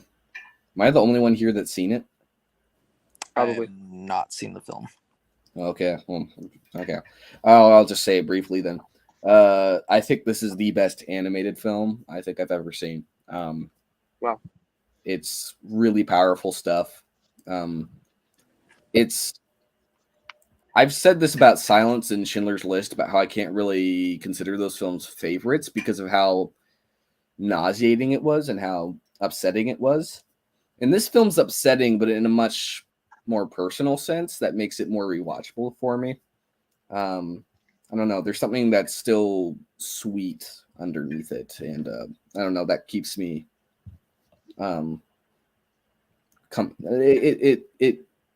It makes me come back to it each time I see it. So, yeah, I love it. One of the best movies ever. Psycho. Ethan, do you want to go again, or do you want me to go so that you can have a little break? I mean, I don't have a ton to say. I mean, it's one of my top 10 favorite films of all time, but I have nothing new or interesting to add on it. I think it's brilliant. It's my favorite Hitchcock film. I think the writing is incredible. I think it was very ahead of its time. And filmmaking wise, it was totally magnetic. Yeah. For sure. Yeah, no, this is has only very recently been dropped to my number 2 favorite Hitchcock film. Whereas Vertigo has become my number 1, like, and that's again just been over a gradual period of time. But Psycho, though, is just one of those films where it's like it really was one of my gateway movies into liking film for sure, especially at a younger age. I mean, it was one of the earliest horror films I can remember getting into. And I don't know, no one loves horror like me. Not to sound pretentious, but yeah, no. And it's funny because Hitchcock is often acclaimed as one of the best horror directors when really I think Psycho is the only one. Maybe The Birds to an extent, but like Psycho is the one that's outrageously a horror film, where The Birds definitely has a lot of horror elements, but I would say is more of a suspense film alongside his others. But yeah, that's just my spill. All right. Well, I don't know where Dom went, so Pulp Fiction. I will go, I guess. Pulp Fiction is, man, goodness gracious. What the hell are you going to even say? This is my number one favorite film, so I guess I'll start there. And I really hate the fan base that it's created because don't get me wrong, it doesn't move the film for me as far as like my liking for it goes, but I just hate how this film has become such a joke in the film community now, where people literally make fun of when someone says that this is their favorite or one of their favorites. It just freaking pisses me off because it's like this movie just is so deserving of everything you've heard of it. If you're one of the minorities that have not heard of or not seen it, if you haven't even heard of it, oh my goodness, make that your homework right now. But yeah, no, it is. Oh my God, I can't even explain. It's just one of the best screenplays ever, and it's not even a competition. I saw this for my 18th birthday in the cinema with all my family and friends, I and remember that video. yeah, thank you. Yeah, no, and yeah, that was still to this day the best theater experience I've ever had. My favorite birthday I've ever had. And it meant a lot to watch something I loved so much with the people I love so much. And that was something that was kind of interesting about that viewing experience, is that was some people's first time seeing it in years, other people's first time seeing it. And it was so cool that I could bring all my loved ones together and see something that I hold so freaking close when it comes to an emotional attachment. The best soundtrack ever. Yeah. I could just go on it for hours if I don't stop myself. So Micah, I know you've seen the film somewhat recently. Do you want to give some quick spills on it? Like, well, not recently, but more recently in terms of, say, when other people have seen it, I guess. Yeah. Well, no, I do not want to give my thoughts because it's 8:00 and we should move on. Good thinking. The Social Network. All right. I've been. I'll start with this talking one. nonstop. Yeah. You go ahead. Okay. So it is. It's really amazing. It's my favorite of Fincher's work. Through the limited amount I've seen. It is a masterclass in acting and writing and directing, and it's so perfect. It's so sharp. It's so clean. It's like you can't deny this movie. It's like it's really spectacular. And yeah, there's nothing much else to say. It's pretty much flawless. One of the best movies of the 2010s, and also one of the best written scripts, for sure. Mm-hmm. All right. Anyone else? Or move on. So brilliant. Good All right. stuff. All right. Ethan has given his short spill. Let's go next to the next one. The Incredibles. All right. Orich, do you want to? That is such a cool shot. Again? That is such Right? a cool shot. It is a great shot. Ethan, you did this slide, right? Yeah, I did. Yeah, great stuff. Wow, 3 people's favorites. Okay, I'll try to speak about it real quick. I think it's probably my favorite movie. It is. I watched it all the time as a kid, but it keeps getting better as I age, as I relate to new circumstances, as I understand different characters. I mean, I think there's someone in this movie for everyone to relate to, an age for everyone to love it. I think it's mature yet family friendly. It's not to interrupt, but get Dom is in the backstage. It is, absolutely incredible. I mean, I love superheroes, and I love movies based on family. Yeah, I mean, what else is there to say? What do you guys have to say? It does perfect. It really does get better with age, for sure. It used to be outside of my top 10 Pixar films, believe it or not, but now I remember that. I was like, bro, how is that possible? Yeah, but no, it's literally number 2. But yeah, no, it's a great movie. It's amazing. One of the best superhero films ever. Micah? So yeah. You got something to say? No. Okay. Ethan? Sorry, I missed that. What was this film? Incredibles. We haven't moved on yet. Okay. Sorry. Okay, Dom, you got something to say? Yes. Okay. Is my mic like good? You're good.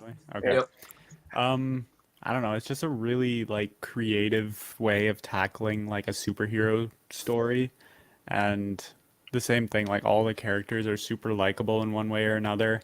My favorite being Violet because she's just the best. I don't know. I love Violet. What a Dash. I don't know. Yeah, I don't have that much to say. I watched it with my family last time I saw it, and it was just like we all just had such a fun time with it. Like it's hard not to love it. yeah. Okay. All right. Yeah. It's The Incredibles. Okay, moving on. Top 10. Ooh, if only someone would make a video on that. Or Or maybe unprivate it. Yeah. Okay, I guess I'll talk about it. It's really good. Got some great moments. I think people think I like it more than I actually do, but it's I mean I actually love it. But I mean it has some problems towards the third act, but I think it makes up for all that. Dom, I know you love this film a lot. do. You go ahead. It's just an absolute ton of fun, like the entire way through, but it actually has some really like emotionally potent moments. Specifically when like Miles is tied up and his dad is at the door, thinking that he's just like ignoring him when Miles actually just can't talk to him because the web is on his mouth. Dude, that gets me like close to tears every time. That part is very And sad. it's just, I don't know, it's just so it just works on every level, and it's the payoff is satisfying, the animation is gorgeous, and it's just paced to perfection as well. Yeah, it's true passion project, and yeah, hope they don't mess it up with the sequels. Anyone else? Definitely the most comic booky visuals, which is really special. Like Yeah. every scene kind of pops. So Yeah. It's my favorite Spider-Man film, and it's Yeah. far and away for sure. Yeah. Okay. Next, number 9. We're in the creme de la top creme 10. now. Ooh. Oh, hell yeah. Finally. All right. Baby. Dom, We all love this take one. it away. All right. So I don't even know really how to talk much about this, to be fair. It's just absolutely incredible on every single level. The characters are just so resonant to me personally. The dialogue is some of the best of all time. It is true lightning in a bottle if there ever was one in film history. And it just like I've seen this movie probably like 10 times since I saw it like last year, and it's just as good every single time. You just get Magical. lost in their words. You get It's just so like, immersed into the yeah, conversation. as soon as the movie starts, my heart just like it becomes like lighter and it starts like fluttering, and I just get this whole, Whoa. like tingly feeling throughout my body that no Keep other the movie description. makes it like no other movie makes me feel like that. Just so good, so sweet. I mean, that's my favorite part, and that's what I missed from Before Sunset. Although I understood what it was trying to do, my favorite part from that was not in there. So I think of the films that I own on Criterion. I think that Before Sunrise is my favorite that I own for sure. But yeah, no, it's like again the best written dialogue of all time across the board for these 3 films. And it's kind of astonishing. I think it's the best usage of in any film really, where probably 2 or 3 extremely important things happen in terms of the plot, and that's it. The rest of it is is literally just like normal everyday conversation. That's pretty much it, really. But yet somehow, some way, you stay invested in it for Gavin. long. And oh my God, Gavin, the reviewer, is here. Oh, what is up? Hello. We're talking about Would you Before like to talk Sunrise. about Before Sunrise? Bro, this is the best time for me to come in, I think. Sorry, I would have come earlier, but I had football, so that kind of sucks. But I'm here That's camera. okay. after. You All right, show off. sportsman. What do you think of Before Sunrise? Okay, it's a masterpiece. I think all 3 of them are amazing movies. Literally, some of the best dialogue ever made. You know, I feel like Mhm. some of the best dialogue, some of the best acting, some of the best chemistry. Overall, just a complete masterpiece. One of my favorite movies of all time. Yeah. Maybe it's one of the best movies of all time. It's amazing. To that we say, hell yeah. Yeah. Let's let Micah have the floor here. Yeah, please. All right. Sucks. All right. Everyone So, shush. Listen. Yes. This movie's really bad because so I like the monkeys, but they have nothing to I like the monkeys, but they have nothing to do with the actual movie. So whatever stupid filmmaker made this movie, why would you film that and then not make it part of the plot, you know? Just really stupid. Really bad way to make a movie. And the visuals suck. W take. W take. I agree 100% with what this man's saying. Speaking Thank you. facts. Thank you. 3 Honestly, out of 10. garbage movie. 3 out of 10. 2 out of 10. There you go. Awful. With what Micah said. There you go. Overrated. And no one else is gonna give their. No, All we right, just Ethan, we'll what do you leave think that about as our Prisoners? overall opinion. Prisoners. I think it's a really fascinating film because of just how it draws you in to its very bleak world, and it's one of those films that just really makes me shake, like internally, just like every part of my body just starts beating, like and very intensely. It's a very anxiety inducing film, just like its subject matter is very dark, but it's just like the performances and the direction and the cinematography is gorgeous.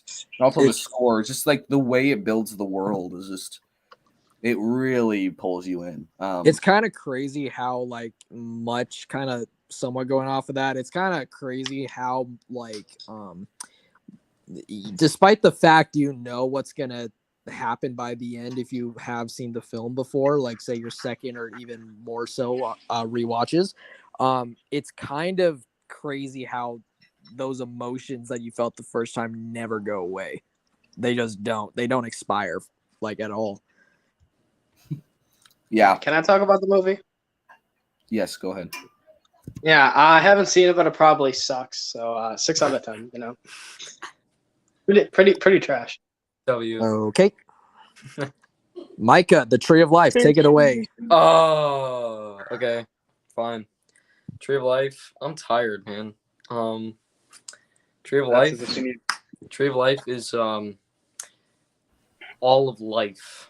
It's like the entirety of existence, but somehow put into a movie, which should not have been possible. But Terrence Malick did it, and there will never be a movie that does it better ever again.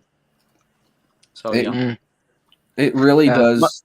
The way it just visualizes everything and the way it frames everything is just it feels so big, and it when you watch it you're like, this is like the movie about life, like the way it captures the earth and the planets, and like it's so universal and epic while also being extremely intimate.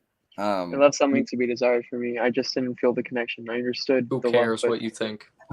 Yeah. Okay. I wanted to see this movie, but then Micah liked it, but also Orange doesn't like it, so maybe I'll like the movie. Shawshank, okay. Whopping 4 favorites. Okay, Nice. Can I talk about this one? Yep. Okay, Shawshank, probably the best movie ever made. I think that literally everything about it is done to perfection when it comes to the cinematography. Pictures, literally everything in this movie is pretty much perfect, and I feel like it takes such a simple plot and makes it, just something more, something special. And I feel like it took such a generic and bland plot and made it so compelling and interesting. And this is the first movie that I think I saw, and it was like if I just saw, wow, this is what movies are. This is what, I hate to be pretentious, but this is what cinema is. It's just Yeah. exactly. It's one of the most humble movies that I've seen. It's kind of a weird thing to say about a film, but it's just it's very soft and it's very sensitive and very vulnerable. It's just about dudes being dudes. It's very heartwarming, but it's Beautiful. It's just like it never feels like it's shoving it down your throat. It never feels emotionally manipulative. It always feels earned. It's just extremely humble. And it always makes me smile. I've never ever watched this movie and not felt something, It's just a very emotional film, and the way it's able to bring the beauty out of something as dark and grotesque as prison. It's just a really beautiful thing. So yeah, I absolutely love it. For a while, I considered this my favorite film. But Mine too. yeah, Yeah, Freaking- absolutely amazing movie. No one can deny it. Okay. Yeah. I don't know. how to All say right. this. Who's gonna talk This one about really it? surprises think- me. This is the No only one glitch talks about in our Apocalypse system. Now on our server. No, it's because No. only 3 people have seen it and they all love it. So. All No, right, I've seen it and I didn't rank it, but I think it's kind of mid. Oh yeah, if you ranked it, it wouldn't be here. But you Yeah. did it. Dom, Yeah, do you want to go ahead? I'm probably gonna agree with Micah's take. Really? Yeah. Okay, final 3. Final 3. Boy, did we just skip over Apocalypse Now? I mean, oh, my Yeah, bad. Yeah, like what the heck? What the heck? But bro, We have to at least acknowledge this is number 4, and also Oh, that yeah, picture yeah. is amazing. It shouldn't be number 4 though. hey, Best Vietnam War film ever made. I like Full how Metal Jacket, Oliver of was the course. only one that voted for this thing. It's the only one in the top 10 that only one person has voted for. I think. I think Dominic has it in his top 10 of all time. I think it's in his top 20 or 25 now. Is Dominic still here? No. He He left. left again. Oh, dang it. Okay. All right. All right. Top Anyway, 3. cool picture. 12 Angry Men. Ulrich, go ahead. Because Sure, okay, yeah. you put a lot of us onto this film. Yeah, really? like I wouldn't have watched it if it wasn't for you. Really? Wow. Okay. Me Oh, neither, honestly. If you didn't act like this was the best thing ever, I would have never seen it, and it ended up being one of the best things ever. Well, yeah, Me there's a either. reason, and I didn't know because it's widely beloved and it's just it's perfect from a writing perspective and even from a directorial perspective. There's so many long takes that you don't even notice because you're just invested in the film. All takes place in one room. How they are able to make this work is beyond me. It's absolutely amazing. So I'll let you guys go now. Okay. Yeah. Um. Gavin, do you want to go? I guess I'll just kind of go. I have seen this movie, but I did not rank it because I have not seen it in forever. I just remember it being an absolute masterpiece. I got to rewatch it. So. Yeah. I just think writing wise, this holds up so well. There's nothing about this that feels like it was made in the 50s. For sure. Seriously, it really it does. stand Yeah. the test of time. There's never a single moment where it feels dated in the slightest. Really does. It's just it's a powerful work of art. Structurally, the editing, the way it weaves together. I don't know. I think it's brilliant. And one of the best films ever made. I don't like to call movies perfect that often. But this is definitely a perfect film. Yep. In my opinion. This whole top Anyone else? 3 is very fitting because if you're a Mm. film fan, then you love these 3 movies, I think. Okay, I guess But- I'm not a film fan. I need to. but, Especially that goes for 12 Angry Men. That's what I'm saying. Okay, let's see this top 'cause 2 because I this- want to see if I hate it. wait, Wait, let no, Mike no. let Mike Because speak. this is, I watched this for school, and I never thought that it would actually be interesting or good. But it was like the first real classic film that. Why are there 2 Fritzkies? It was the first true classic that I saw, and it really surprised me how much I loved it. So Yeah. There's a reason, and it's like everyone can love it. And that's not true for most films I like. Okay. Now, are you guys ready for the final 2? Let's see number 2. Yeah. Let's see. Okay. What almost got number 1? did it though?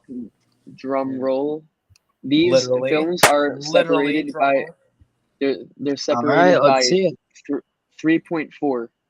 Oh. 0.34. Sorry, 0.34. So Wow. one placement Yeah. could Gavin, have turn your decided. camera on. But number 2 is Whiplash. Yo, kind of mad, but okay. Yeah. Are you kidding me? Yeah, I it's only in my top 10. I will Absolutely go first, amazing. I guess.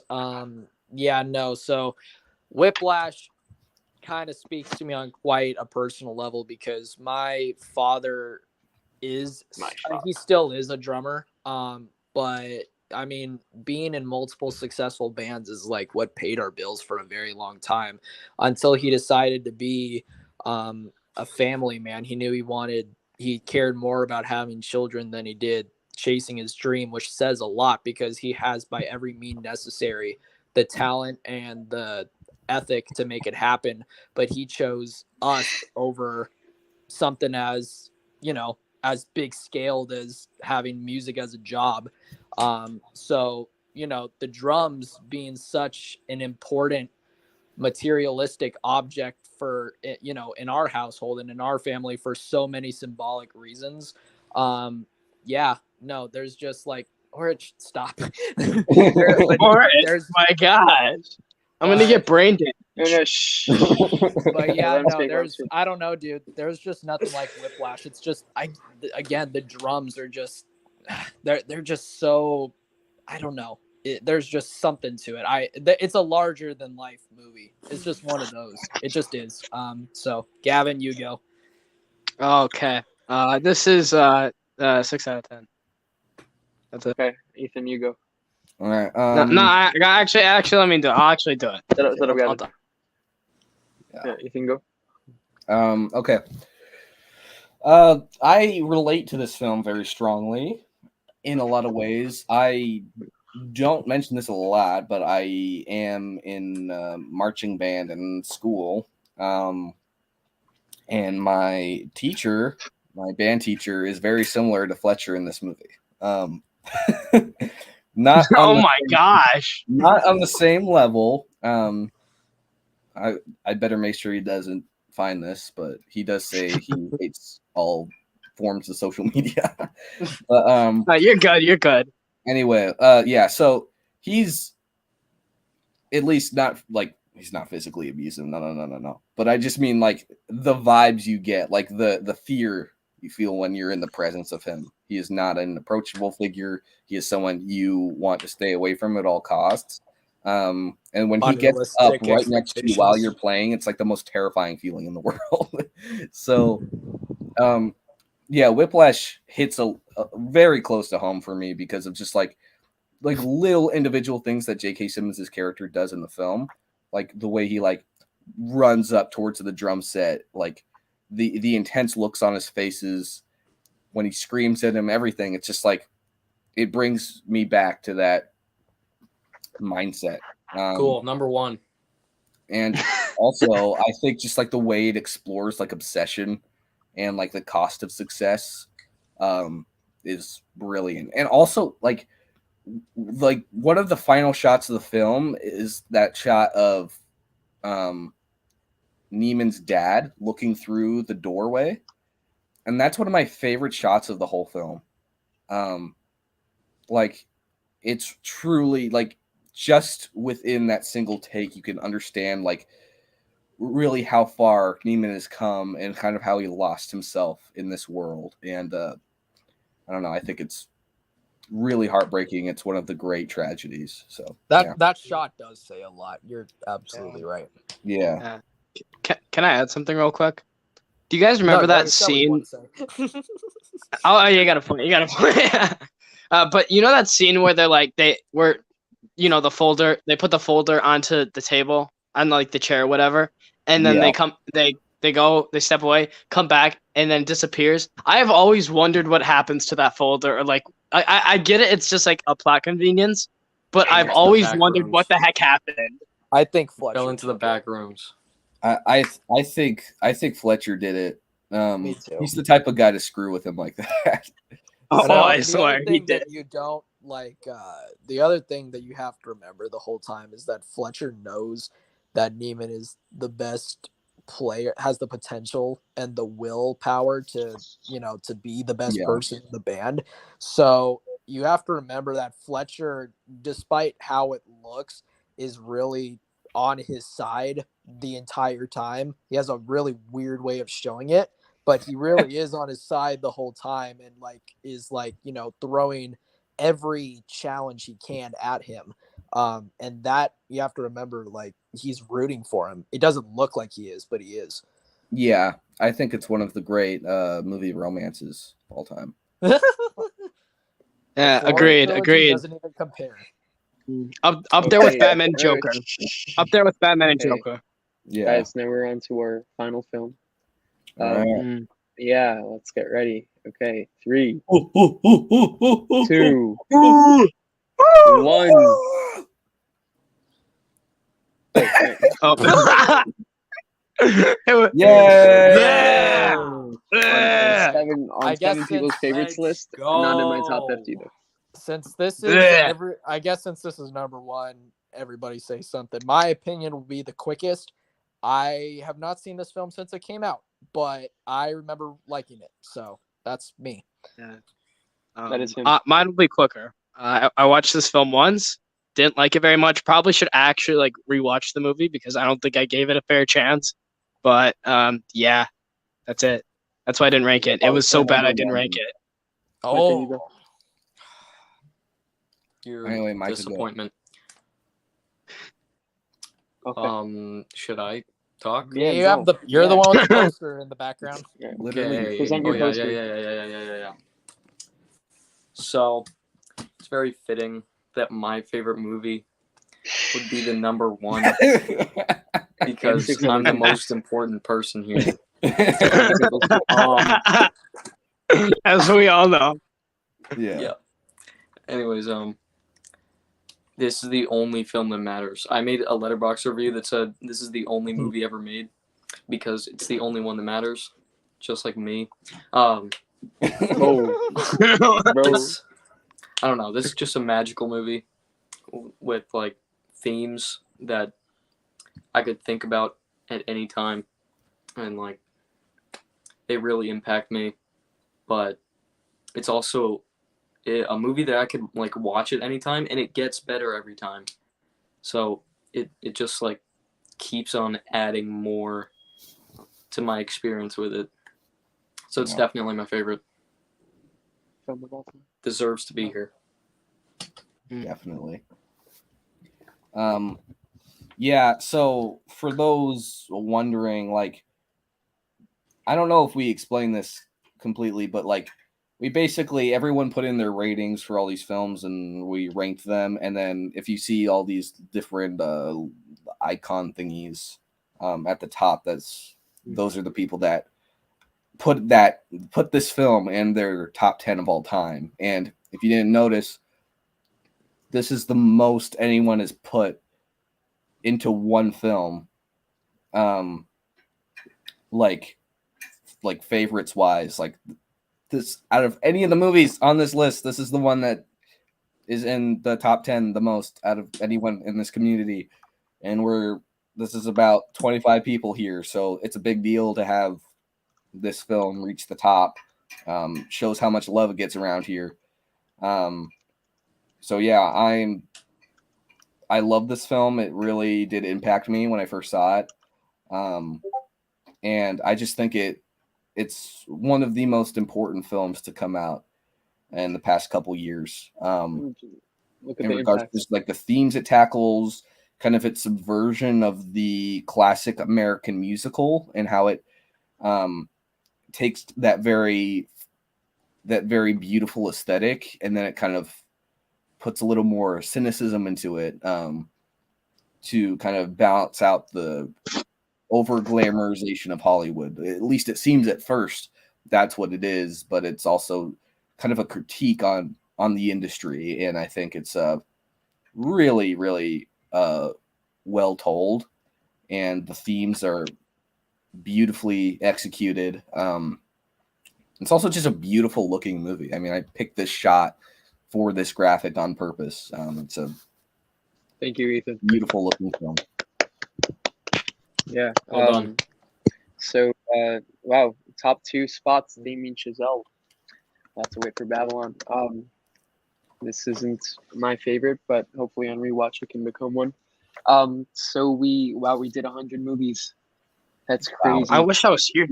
I wish 3 I was hours, here the whole 15 time. minutes. We put months and hours into this work, and we finally did it. It was really hard to get people here, but we did it. Thank you guys for, all participating. Ethan, Yeah, thank you yeah. for advice. Thank you, Alex, Micah, and Orage, and me for sticking around all 3 hours. Yeah, Even though yeah, it was and me for coming in at the last second. Yeah, no. Yes, thank you, Gavin. I really enjoyed this, and we made a definitive top 100 finally. So, yeah, thank you all for watching. Yeah, good morning, good evening. Yeah, top of the morning. Good evening, good night. Okay. Messed up. Get ready for Orch's new video coming What? out in a couple. No. I got it.